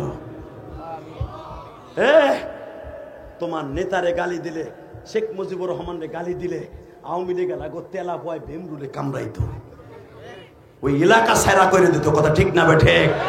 জিয়াউর রহমানরে গালি দিলে বিএমপি এলাকা শরীরে আগুন লাগে, নিজামীরে গালি দিলে, মওদুদের গালি দিলে জামাত ইসলামের অন্তরে আগুন লাগে, চরমনায় পিসাবরে গালি দিলে মুরিদরা লাফালাফি করে। আমার নবীরে গালি দিলে একটু কি মায়া লাগে না? আমার নবীরে গালি দিলে আর এক গ্রুপের শরীরে আগুন লাগে, সেগুলো আশিকে রাসূল। তাকানে দিকে আল্লাহ এখন আছে না নাই? আকাড়া মুদিকে বলবো,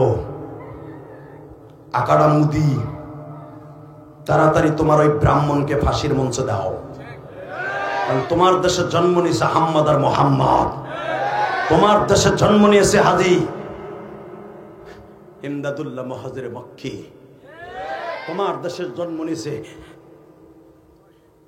হাজী ইমদাদুল্লাহ মুহাজির মক্কি, ইমাম থানভী জন্ম নিয়েছে হুসাইন আহমদ মাদানী, কারি তৈয়ব সাহেবের মতো বীর বাহাদুর জন্ম নিয়েছে। ওই দেশে আমার নবীরে গালি দিবে তোমার হিন্দু পুরোহিত, জীবন থাকতে মেনে নেওয়া যাবে না। আর কয়েকদিন দেখবো যদি ওরে ফাঁসির মঞ্চে না ঝুলানো হয়, এই মিডিয়ার মাধ্যমে বলতে চাই, ভারতের ভিতরে অগ্নি শিখা লেলিহান শিখার মতো ধাউ ধাউ করে চলবে। অপেক্ষা করো মুদি। আওয়ামী লীগ সরকার যেদিন থেকে আলেম ওলামার অন্যায় ভাবে জেলখানায় নিয়ে নিয়ে ভরেছে, সেদিন থেকে তারপর আল্লাহর গজব আসা শুরু হয়েছে। তোমার দেশে তোমার পুরোহিত, তোমার ব্রাহ্মণ আমার নবীরে গালি দিছে, তোমার উপরে গজব আসতে শুরু করেছে। ভারতের ইতিহাসে 200 বছরের ভিতরে এইভাবে এত বড় লং মার্চ হয় নাই। কথা বল না কেন? আরো জোরে। কষ্ট হইতেছে? ঘুমাইছে? বিড়ির নিশা? ঠিক আছে। এই মুসলমানের পোলা, আওয়াজ দিবি তো বেটা, দিবি সেই রকম ভাবে। কথা ঠিক না বেঠিক? এতদিন ওলামা একরাম বুকের মধ্যে চাপা আগুনের মতো, তুষের আগুনের মধ্যে ধাউ ধাউ করে জ্বলছে, কথা বলতে পারে নাই। এখন আলেম ওলামা কাউকে পরোয়া করে না। আলেমদের সামনে কাউন্টার দিবি, পল্লা উড়াইয়া দিবি, পারলে দিস কাউন্টার। এখন আল্লাহ কবুল করুক। জোর কানা আমিন। আরো জোর কানা আমিন। কষ্ট হইতেছে? আর মাত্র 5-7 মিনিট কথা বলি না, আন্তাজে না। ইনশাল্লাহ বলেন। থাকবেন তো? সবাই থাকবেন তো? মোনাজাত পর্যন্ত আছেন তো? কেউ যাবেন না তো? থাকবেন তো? ভাগবেন না তো? আল্লাহকে হাত উঠাই দেখেন তো কে কে ভাগবেন। ঠিক আছে, ঠিক আছে, এটাই ঠিক আছে। আপনি গেলেই তো আমি তাড়াতাড়ি মোনাজাত করতে পারবো। শুধু আমার দিকে তাকাবেন। এই জমিনের মালিককে, আল্লাহকে সাক্ষী রেখে বলছে পৃথিবী সব মানবো, আমার নবীরে গালি দিল আর জায়গায় পুঁতে ফেলবো। এটা আমি বলি নাই, ফতোয়া দিয়েছে বিশ্ব নবী। যারা আমারে গালি দিবে ওরা উড়িয়ে দিবি। তোমরা না কি সুন্দর রসের রসের মিষ্টি মিষ্টি ওয়াজ করো, বাবা মিঠা শুননি, গরম শুননি, হুইয়া শুননি, বইয়া শুননি, মিলাইতে শুননি, মিষ্টি শুননি, জিলাপি শুননি, বিরিয়ানি শুননি। সুন্নির ঘরে সুন্নি কামের সময় পাওয়া যায় না, বদমাশগুলি। কথা কন না কেন? আর সুন্নির গোষ্ঠী কিলাই নবীর জন্মদিনে কেক কাটে, বাটপারের গোষ্ঠী কিলাই। হালাকে নবীরে গালি দেয়, ঘরের মধ্যে বয়ে কয় ইয়া নবী। ও বাবা, তোর মিঠা সুন্নি সুন্নি কষ্ট হইতেছে অজ্ঞা। আমি আর বড় মাশাআল্লাহ মাশাআল্লাহ, আমার চাচারা কি সুন্দর। আল্লাহ আমার বাবা চাচারে মাফ করে দেন, আশিকে রাসূল বানায় দেন। আল্লাহ বৃষ্টির ভিতরে নিয়ত করছে তোমার নবীর একবার বলে দেখবো, দেখাই দাও আল্লাহ। জোরে কন, আরো জোরে। আল্লাহ তুমি আমাদেরকে মাফ করে দাও। নবীরে দেখার নিয়ত আছে তো?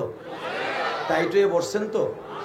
আপনার বাড়িতে নবী আসবে, আমল করে ঘুমাইয়েন পবিত্র বিছানায়। ইনশা ইনশা ইনশা।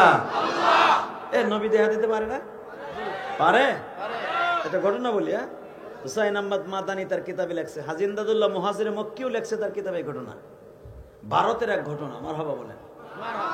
আল্লাহর বান্দা এক কবি, পারস্য দেশের এক কবি ভারতে দাওয়াত ও তাবলীগের কাজে আসছে।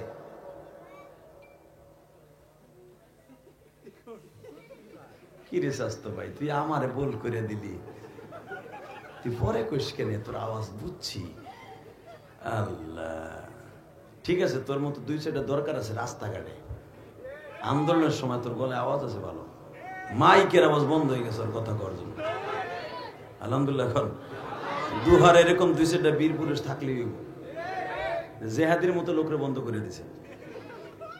তাহলে আর কথা কইস না, তুই বীর পুরুষ, কাপুরুষ না, বীর পুরুষ। আল্লাহ বলেন লা হাওলা ওয়ালা কুওয়াতা। তো আল্লাহর এক বান্দা পারস্যের কবি ভারতবর্ষে আসছে, দিল্লিতে দাওয়াত ও তাবলীগের কাজ করতে। হঠাৎ করে দেখে একজনে নাপিতের দোকানে বইয়া দাড়ি চাচতেছে। কিছু আল্লাহর কুতুব আছে না? ওরে বাবা, কি কুতুবের কুতুব, বাপ পীর ছিল, উনিও পীর, ওনার দাড়ি নাই। উনি বলে আবার পীর, এইটারে পীর কবার দুলাভাইরে বাপ কওয়া সমান বেড়া। দুলাভাইরে জানে বাপ কন যায় না, দাড়ি ছাড়া লড়ার পীর কন যায় না। কথা কন না কেন? খারাপ লাগতেছে?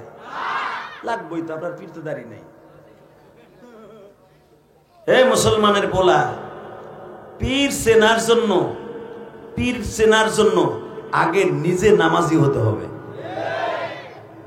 যেই পীরে দেখলে নবীর কথা মনে হয়, আশেকে রাসূলের কথা মনে হয়, মনে রাখবেন ওইটা হলো সঠিক পীর। আর যারা দেখলে গাঞ্জার পোটলা মাজাতে বাইরে করে ডলতে মন চায়, মনে করবো ওটা পীর না, ওটা শয়তান।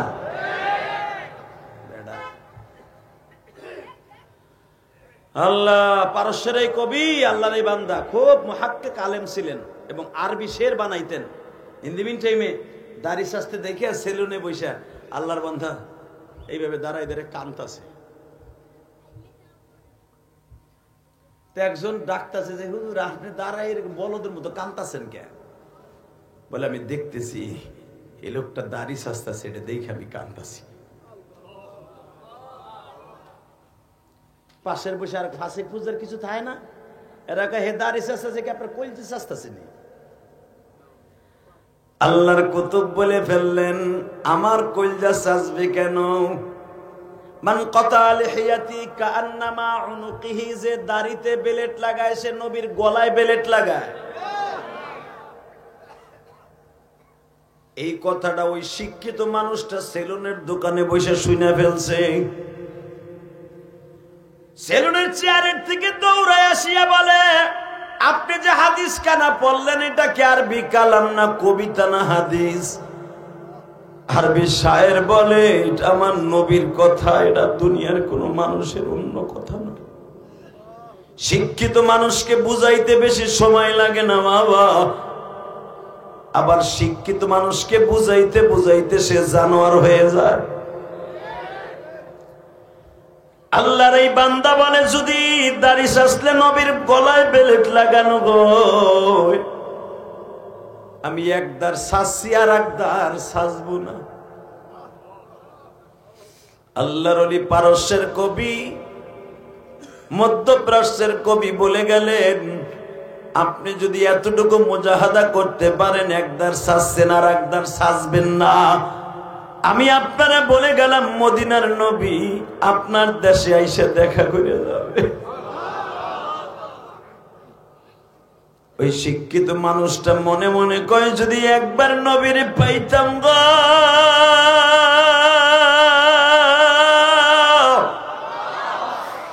জীবন যৌবন সব তারে দিয়ে দিতাম। একদার কাটা আর একদার বাবা কাটা না দাড়ি। বাড়িতে গেছে, বিবি কয় ঘটনা কি, তোমার একদার চাচা আর একদার চাচা না কে? শিক্ষিত লোকটা বলে ফেলছে, আলেম কইছে দাড়িতে বেলেট লাগাইলে আমার নবীর কলিজায় লাইয়া যায় বলে।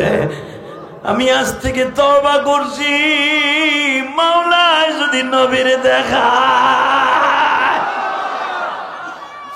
আল্লাহ কোরআনে বলছে, ওয়া আম্মা মান খাফা মাকাম রাব্বিহি ওয়া নাহান নাফসা আনিল হাওয়া ফাইন্নাল জান্নাতা হিয়াল মাওয়া। যারা আল্লাহর ভয়ে পাপের কাজ ছেড়ে দিবে, জান্নাতুল মাওয়া তার নামে দলিল হবে। আমি আল্লাহর ভয়ে নবীর ইশকে পড়ি, আমি দাড়ি চাচা বাদ দিয়ে দিলাম। আল্লাহর বান্দা ইশারের নামাজ পড়ে ঘুমাই আছে বাবা। এখন একটা আওয়াজ দিও, যখনই আল্লাহর বান্দা ঘুমাই আছে, ঘুমের ঘরে আমার নবী হাত দুটা বাড়াই দিয়ে বলে, হে আল্লাহর পাগল আব্দুল্লাহ রে, আইরে আমার বুকে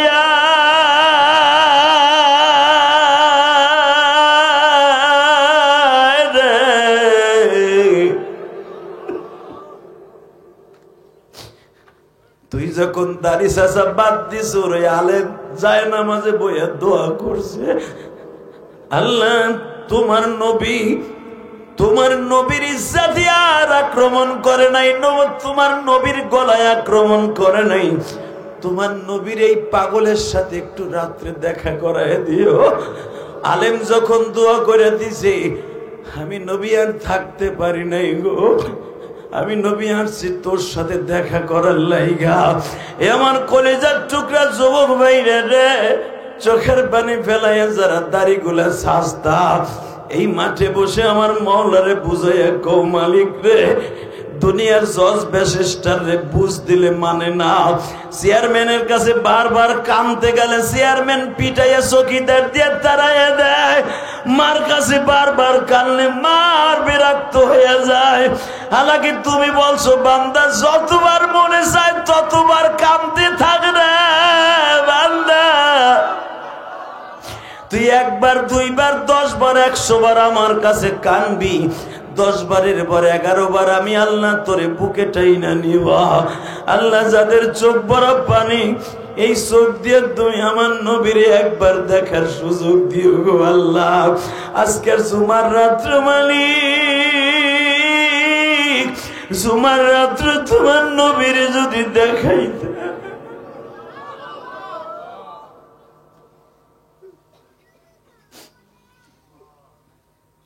বাজান রেডি হয়ে যাও।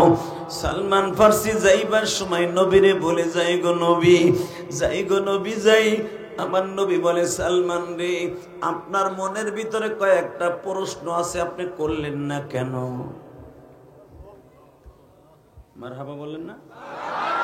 এই হাদিসের দ্বারা আপনি বললেন না আবার যে নবী গায়েব জানে, জানে, কিন্তু আমারে জানাইলে জানি। আমারে জিবরাইল কানে কানে কয়ে গেছে, সালমান আপনার থেকে অন্তত 200 বছরের বড়। আপনি সালমানের একটা বুঝ দিয়ে দেন, তা না হলে স্ট্রোক করে মারা যাবে। তোমার প্রশ্নগুলো আমার মুখ দিয়ে আল্লাহ অ্যান্সার বানায় দিছে। তুমি তো বয়ে রইছো, তোমার প্রশ্ন যা কর্তা জিবরাইল আমারে করছে আর আমি মুখ দিয়ে জবাব দিছি। সালমান কাঁদতে কাঁদতে বলেন, নবী গো, আমি আবার আসবো। কারণ আপনি যে ট্যাবলেট আবার খাওয়াই দিছেন, আমি আর বিছানায় থাকতে পারব না, আমি আর খেজুরের বাগানে স্থির থাকতে পারবো না। নবী বলে, সালমান রে, প্রেমের রশি গলায় দিলাম, যা। কষ্ট হইতেছে? তাকান আমার দিকে। ওয়াজ শুনতে আর ওয়াজ করতে 5 ঘন্টা লাগে না, আধা ঘন্টাই যথেষ্ট। রেডি হন, সালমান ফার্সির মতো রেডি হন। সালমান বাগানে গেছে, সালমানের মালিক জিজ্ঞেস করে, এই আলেমুল আমাকে জিজ্ঞেন বানানো ওয়াজ ইলিয়াস রহমান জিহাদি করে না? সালমানের মালিক জিজ্ঞেস করে, নবীর কাছে কি লই আইছর? তুই যে গেলি, তোর আসার কথা ছিল আর 1 ঘন্টা আগে, দেরি করে আইলি। সালমান, আমি যা চেয়েছি তার থেকে 10 গুণ পেয়েছি। কি পাইছর আর কি আনছর? কি পাইছে কি আনছি একদিন বুঝবা। সালমানের মালিক বলে ফেললো, তো তুই আর যখন তার প্রেমেই দেওয়ানো হয়েছ, তুই তো আর আমার বাগানের প্রেমে হন নাই, তুই তো তার প্রেমে পাগল। তোর মোহাম্মদ রে তোরে যেন কিনে লয়ে যায়। আসলে আপনাকে কষ্ট হয়ে গেছে। সালমান ফার্সিকে আপনি আমার বিক্রি করে দিবেন? হ্যাঁ, তোর নবী যদি টাকা দিতে পারে বিক্রি করে দেব। কি হাদিস সত্য না মিথ্যা? কথা বল না কেন? সালমান ফার্সি কয়, তাহলে আমার আবার যাইতে দেন। আপনি কত টাকা চান? বলে, এই জামানার 100 দিনার দিবি, 100 গ্রামের একটা স্বর্ণের টুকরা দিবি, এবং তোর নবী যদি সত্যিকার নবী হয় 100 খেজুর গাছ লাগাই দিবে। আর এক রাওয়ায়াত আছে 250 খেজুর গাছ লাগাই দিবি। যদি একদিনে 1 রাত্রে ফল ধরে, তুই আজাদ। এই যে শোনেন, সালমান ফার্সির বাগান, সালমান ফার্সির বাগান নেন আজকে বাগান। 250 গাছ তোর নবী লাগাই দিবে, 1 রাত্রে 1 দিনে বড় হইয়া গাছে ফল ধরবে, বাস। সুবহানাল্লাহ বলেন। সালমান ফার্সি বলেন, তাহলে তো আপনার নতুন একটা বাগান ঠিক করেন মাটি মুটি দিয়া। সালমান যায় নবীর কাছে কান্দে দিয়ে কই, ইয়া রাসূলুল্লাহ, আমার কপালটা পুড়ে গেছে, আমি মনে হয় আপনার কাছে আর কোনোদিন আইতে পারবো না। ও যে পেজগি লাগাইছে, কি এইটা কইছে, 100 গ্রাম স্বর্ণ, 250 খেজুর গাছ অথবা 100 খেজুর গাছ 1 রাত্রে 1 দিনে ফল ধরতে হইব। নবী বলে, ইনশাআল্লাহ তোমার মালিককে জায়গা ঠিক করতে কও। আল্লাহ যারা সুবহানাল্লাহ আসতে কইছে, তার বরকতি নবীর হাতের বরকতের কথা শুনে যারা আসতে কইছে, ওগো বাড়িঘর তুমি চিনো। এইবার জোর হইব। রেডি? এ তোর মালিকরে বাগান ঠিক করতে কও, আমি নবী আইতাছি। হুজুর তাহলে 1000 দিনার। টাকা নেই দিকে 1000 দিক।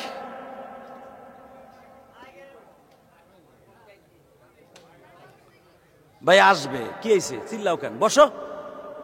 ওয়াজ তো আমি যে হানতে হেনতে কমনে, অসুবিধা নাই, একটু সবুর করো না। এটা কি মমতাজের গান নি? একটু বড়ার মন থাকবো না? এই পেটটা ভরা ওয়াজ। আলহামদুলিল্লাহ বলেন। এই সেই 26 বছর বয়সের থেকে, 26 বছর আগের থেকে যেইভাবে যেই স্পিরিটে কথা বলি, এখনো ওই স্পিরিটেই বলি। আলহামদুলিল্লাহ বলেন না?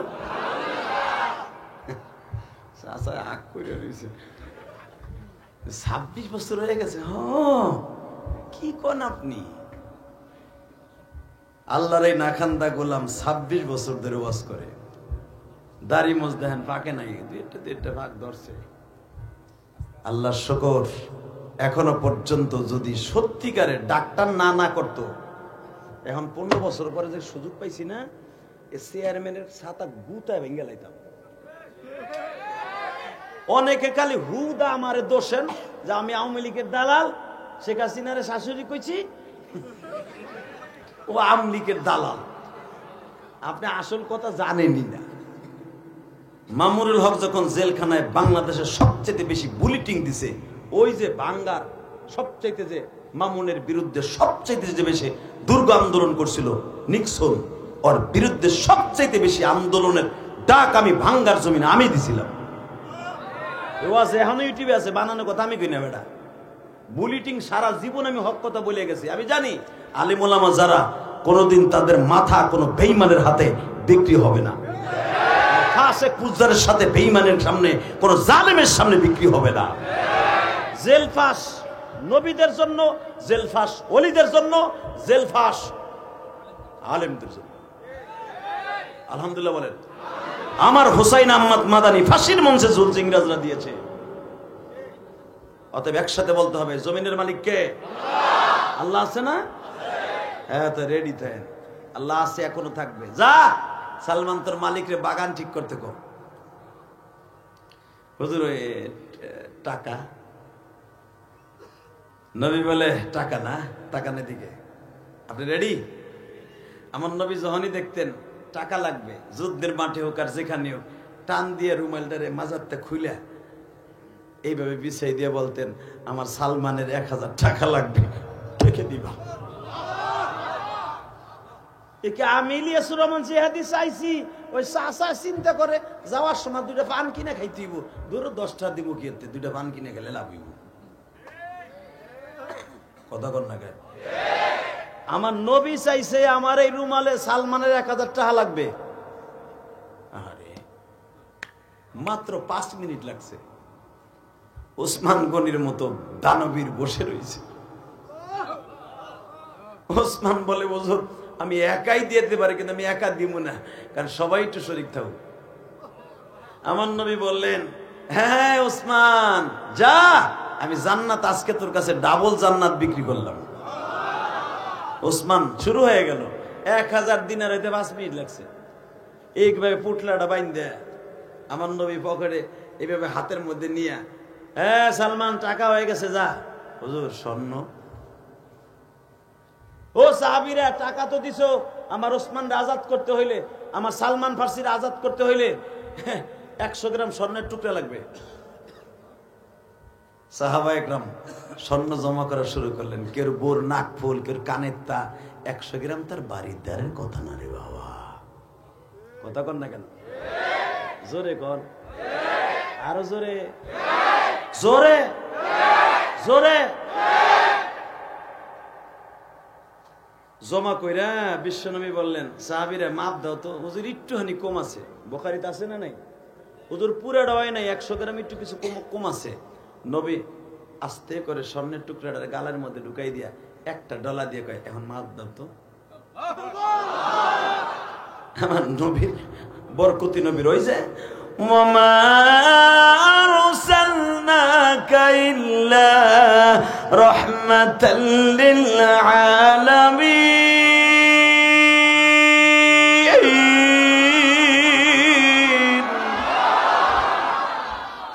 এটা তো আমার আর আপনার ওই বিড়ি খাওয়া জিব্বা না, সুদ ঘুষের বাজার খাওয়া জিব্বা না, মানুষকে মাইরের টাকার বাজার খাওয়া জিব্বা না, রহমাতুল লিল আলামিনের জিব্বা।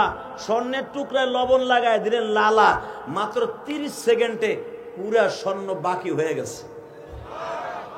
হুজুর 100 গ্রামের চেয়ে বেশি হয়ে গেছে।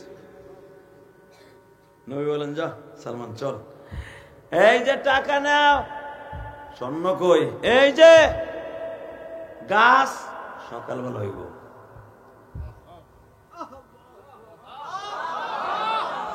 আল্লাহুম্মা আমিন। রব্বানা যালামনা আনফুসানা। আল্লাহ এরাও গেছে গা, আমিও গেছি গা, মাইকও বেশি ভালো না, আল্লাহ যাই গা, আবার কোনদিন দেখা হইব। আওয়াজ হইব এবার? হবে? হে যুবক, হবে? হে স্কুল কলেজের সমন্বয়ক বন্ধুরা, তোরা যদি সরকারে নামাই দিতে পারস, বাংলাদেশে আশিকে রাসূল হইয়া বেঈমান গুলাকে কি কল্লা নামাই দিতে পারবি না?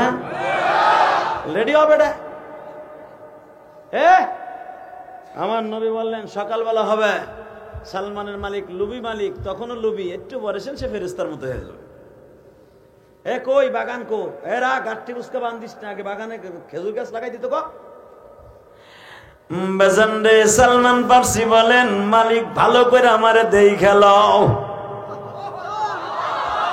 আমার বাড়ি পারস্যে,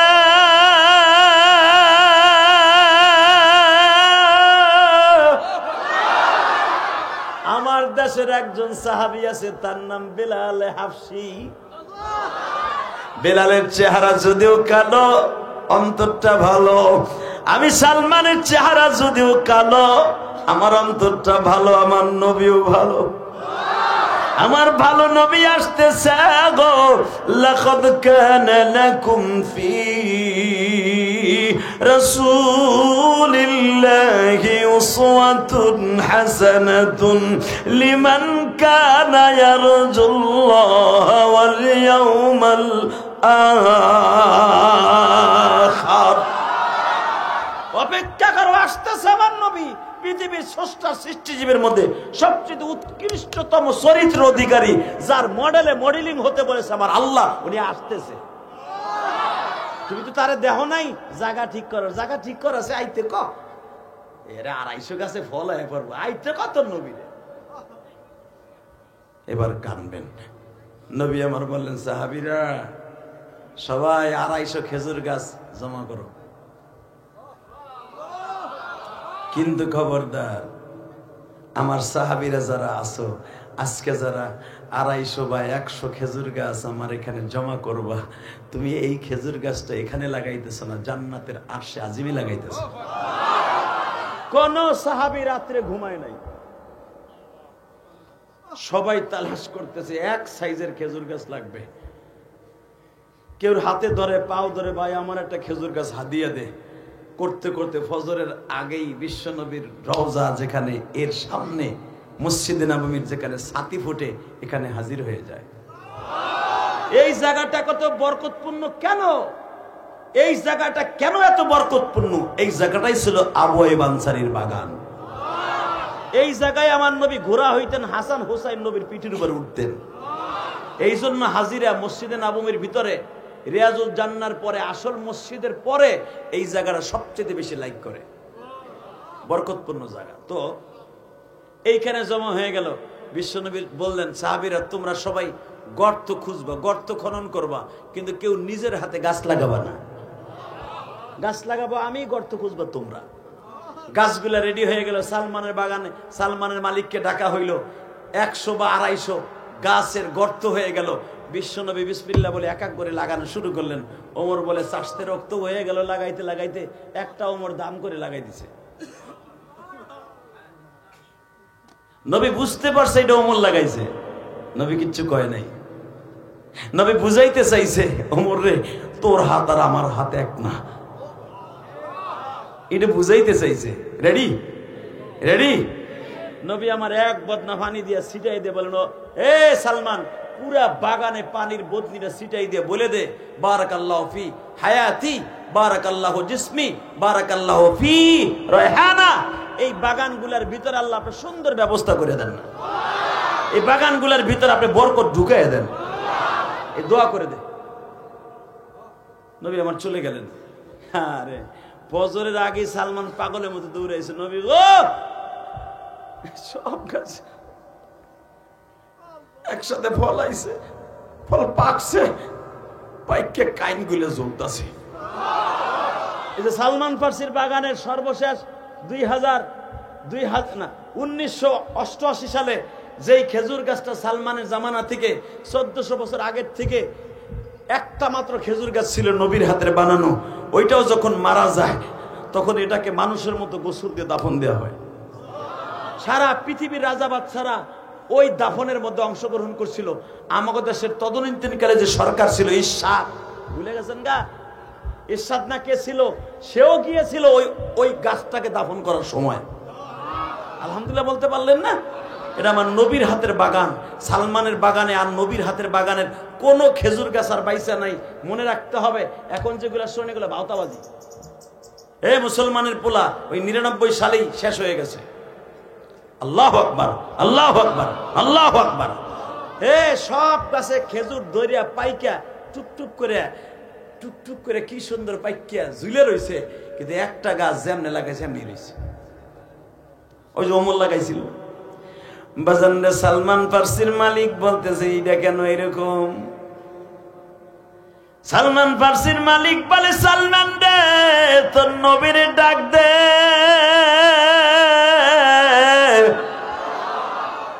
এইটাও একই রকম হতে হবে বাজান, এবার তাকান। আমার বিশ্ব নবী বললেন, গাছটা তোমরা উঠাও। সাহাবীরা উঠায় দিলেন, নবীর হাতে আবার রোপণ করলেন। পরের দিন সকালবেলায় একরকম হয়ে গেলেন। এইবার দিলটা নরম করবেন। সালমান যখন গাঁটটি বুসকা লইয়া নবীর বাড়ির দিকে মসজিদ নববীর ভিতরে রওনা দিছে, ও বাজান সালমানের মালিক বলে, সালমান রে,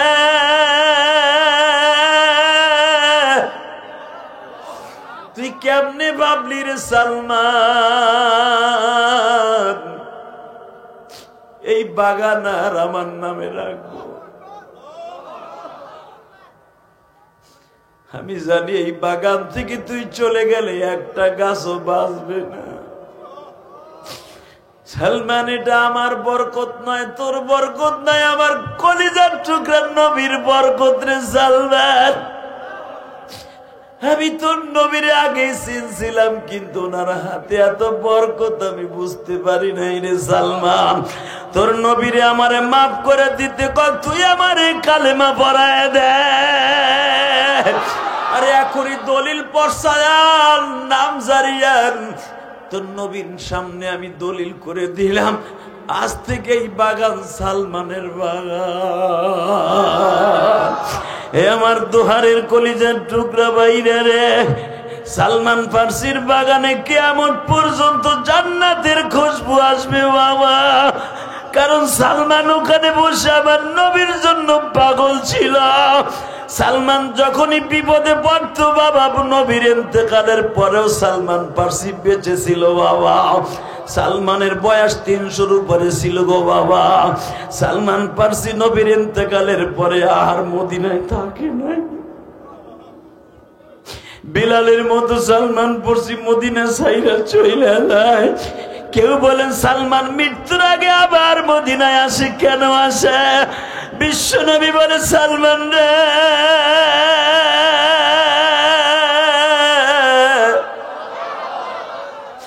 আমার মদিনা ছাইরা বিলাল চলিয়া গেল, তুই আসে কো চলে গেলি? কারণ তোর কালেমা পড়ার ভিতরে আমি নবীর কত মুজিজা। শেষ জামানার আলেম গুলা তোর ইসলাম গ্রহণের কথা বলবি আর কানবে, শ্রোতারাও কানবে। যারা তোর কথা শুনিয়া কাঁদবে রে সালমান, তোর বাগানটা দেখার জন্য হাজিরা পাগল হয়ে যাবে। যখন আলিম ওলামা শুনে এটা সালমান ফার্সির বাগান, ও বাজান, গত রমজান আমি সালমান ফার্সির বাগানে প্রায় 1 ঘন্টার মতো ছিলাম গো বাবা। ওখানে আমি তারাবির পরে গেছি, ইফতারিও করছি বাবা। একদিন ইফতারি করছি সালমানের বাগানে, আর একদিন তারাবির পরে বসছি বাবা। তাহাজ্জুদের সময় ওইটা মসজিদে নববীতে আসছি। মনটা চাইতেছিল, সালমান রে, নবীর সাথে কি প্রেম খেলাইছো তুমি।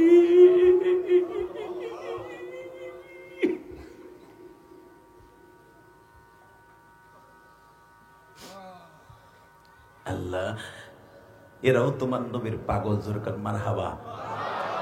আল্লাহ, ইমাম বুখারী রাহমাতুল্লাহ আলাইহি আনাস ইবনে মালিক থেকে হাদিস খানা বর্ণনা, সালমান ফার্সি কিয়ামতের মাঠে নবীর পিছনের সিটি বইয়া জান্নাতে যাবে। আমাদের জন্য না খান্দা গোলাম হিসাবে একটা জান্নাতের সিট দিয়ে দিও আল্লাহ। আল্লাহ, একটা বার হলো তোমার নবীর একবার স্বপ্নে দেখে দাও আল্লাহ। সালমান ফার্সি তার বাগানে বসে যতদিন মালিকের ঋণ শোধ করতে পারে নাই, ওই খেজুর গাছের সাথে পিঠ লাগাইয়া কাঁদতো আর বলতো, তোমার নবীর কাছে কবে নিবা, কবে নিবা?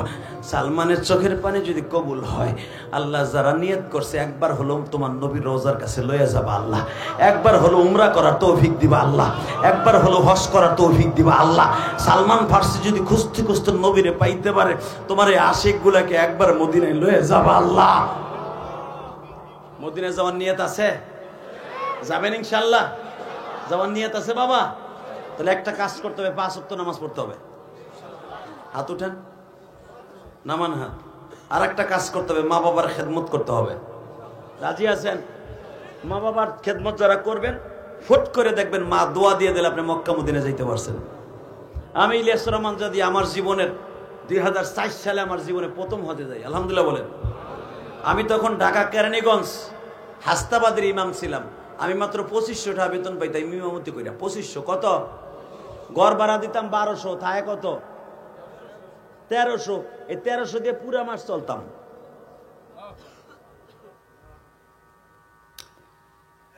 2002 সালের কথা কই, 1300 দিয়ে পুরা মাস চলতাম, টানাটানি হইতো। ওই 2500 টাকা বেতন পাওয়া অবস্থায় 5000 টাকা জমাইছিলাম। এই জমাইয়া জীবনের প্রথম 2004 সালে হজে যাই 85,000 টাকা দিয়ে, আলহামদুলিল্লাহ বলেন। আরাফার মাঠে বইয়া মওলার কাছে কয়েকটা জিনিস চাইছিলাম। আপনিও আজকে চান চেয়ারম্যান হইবেন, হইতে পারবেন। আপনি জীবনে নবীরে দেখতে চাইবেন, দেখতে পারবেন। আমার নবীরে ভালোবাসতে চাইবেন, এখন বাসতে পারবেন, আলহামদুলিল্লাহ বলেন। যখন আমি আমার জীবনে প্রথম যখন 2500 টাকা বেতন পাই, 5000 টাকা জমাইছিলাম হজে যাবো নিয়ত করে। এইভাবে জুমান আলেম ওলামা দেখবেন আল্লাহ টান দিয়ে লয়ে গেছে। জমাইছি, হঠাৎ করে তখন বিএমপির একজন চেয়ারম্যান ছিল, নাজিমউদ্দিন চেয়ারম্যান হাসনাবাদে, অত্যন্ত কাছের মানুষ ছিল আমানুল্লাহ আমান সাহেবের। উনি ওনার ভাই হজে যাবে, হঠাৎ করে আমার বলতেছে যে হাদি সাহেব আমাকে লেগে দোয়া করেন, আমরা ফুল ফ্যামিলি হজে যাব। চেয়ারম্যান সাহেবের 2 বউ সহ তার ছেলে মেয়ে সবাই যাইব, দোয়া করেন। কইলাম ভাই আপনাকে টাকা আছে, আপনারা যাইতে পারেন। এই কথা কইয়া হাতটা ধরে কাঁদতে দিলাম। ভাই আপনি তো আল্লাহর ঘরটা যখন ধরবেন, আপনি আমার কথা একটু কইেন, আমি যেন যাইতে পারি। এই কথাটা তার অন্তরে লেগে গেছে। যাইয়া বললোকে পরামর্শ করে চেয়ারম্যান নাজিমউদ্দিনের সাথে, চেয়ারম্যানের সাথে পরামর্শ করে কয় ভাই রে আমার টাকা আছে, আমরা ফ্যামিলিতে 14-15 জন যাইতেছি, মধ্যপরা ইমাম সাহেব লয়ে যাই। ইলিয়াস রহমান জিয়াদের জীবনে প্রথম হজ। চেয়ারম্যান সাহেব বলল ঠিক আছে যা, যে কয় টাকা লাগে দিয়ে দিব না, যা। আমরা আসরের সময় জুমার সময় আমি কইলাম দোয়া চাইতে আইলো। 14 তারিখ ফ্লাইট, কইতেছে 14 তারিখ, হ্যাঁ নভেম্বরের 14 তারিখ ফ্লাইট। মাশাআল্লাহ 1 তারিখ নভেম্বরের দোয়া চাইলো। আমারে বললো হুজুর আপনার মনে হয় কবুল হয়ে গেছে, কি পাসপোর্ট আছে? আমি বললাম না রে ভাই, কি এর পাসপোর্ট, পাসপোর্ট পামু খুই, তা হাঁটু আছে আপনার কাছে? আমি বললাম ভাই কি হয়েছে? আপনি আমার সাথে যাবেন। আল্লাহর কসম করে বলছে, আল্লাহর জাতের কসম, জাতের কসম, জাতের কসম। যখন শুনলাম আপনি আমার লগে যাবেন, আধা ঘন্টা সেজদায় পড়েছিলাম। এ মালিক তুমি বলে এইভাবে কবুল করো।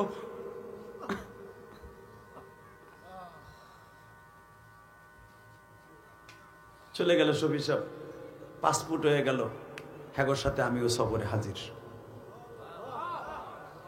আরাফার মাঠে 3টা জিনিস চাইছিলাম। 1 নাম্বার চাইছিলাম তুমি আমারে কতবার আনবা এটা আমি জানি না।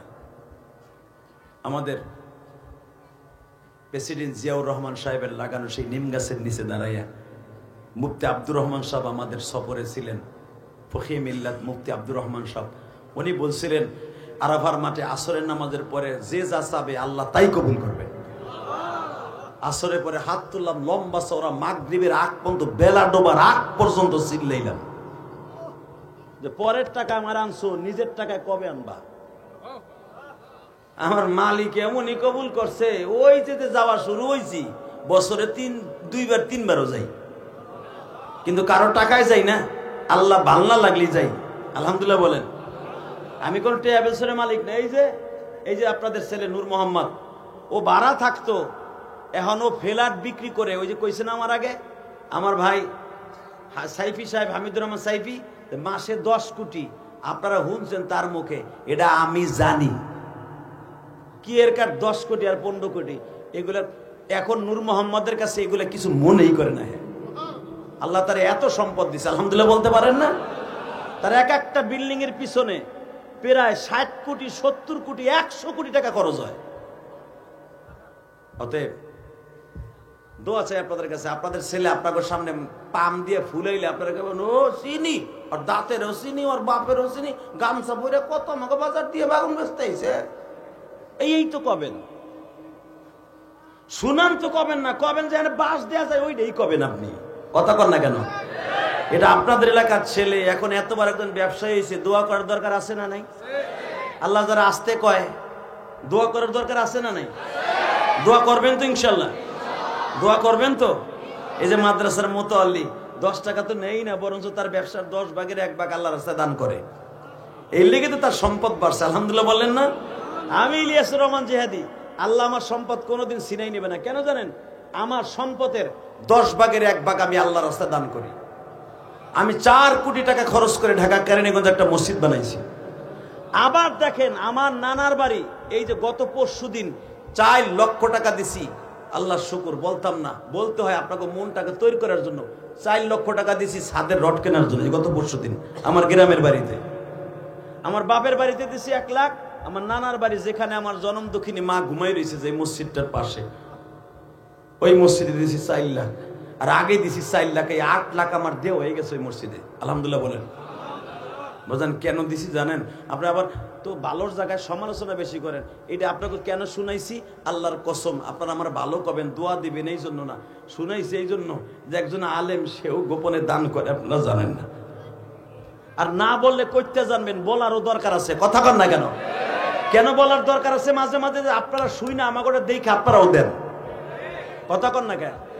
কি দেওয়ার নিয়ত আছে তো ইনশাল্লাহ?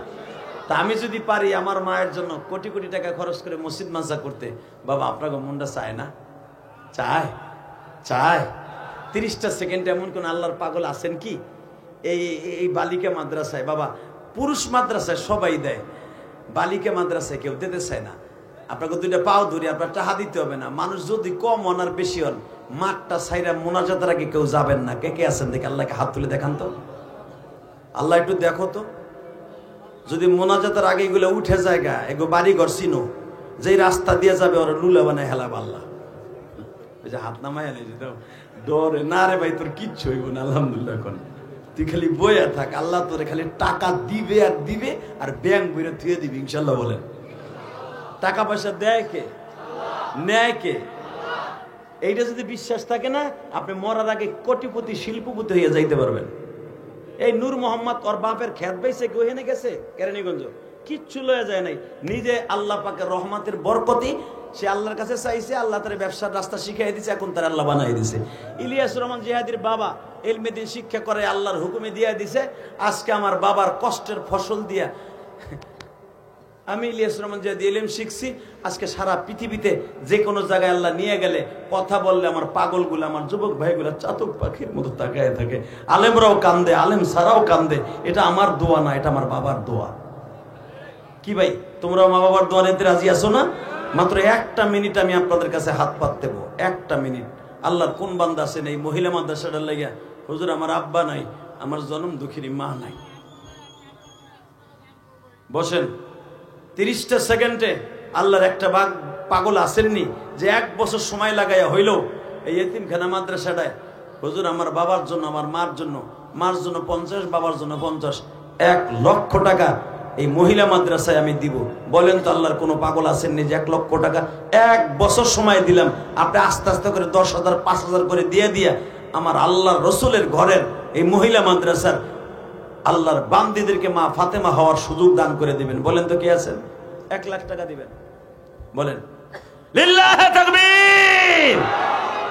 আমি জানি এইটা নূর মোহাম্মদই দিবে, এই লেগে আমি 1 লাখ চাইছি। ও আমারে কইছিল 50,000 চাবেন, তা আমি চিন্তা করলাম 50 যখন চাইছে আর 50 আমি বাড়াই নিব। আলহামদুলিল্লাহ বলেন। আল্লাহ নূর মোহাম্মদের 1 লক্ষ টাকায় তার বাবা মাকে মাফ করে দিও। বাবা মা আছে? আর বাপ যদি আজকে বাইসা থাকতো, নূর মোহাম্মদের এই বাহার দেখতো, ফুলের বাগান, আর বাপটা মসজিদে যে চিল্লাই তোর বলতো, আল্লাহ আমার নূর মোহাম্মদের এইভাবে দিয়ে রাখো। আজকে ওয়াজে বয়ে বয়ে কান্দে। কেন কান্দে জানো? ও মনে মনে ভাবে আমার বাবাও তো আমার একটা লুঙ্গি কিনে দেওয়ার মতো তৌফিক ছিল না।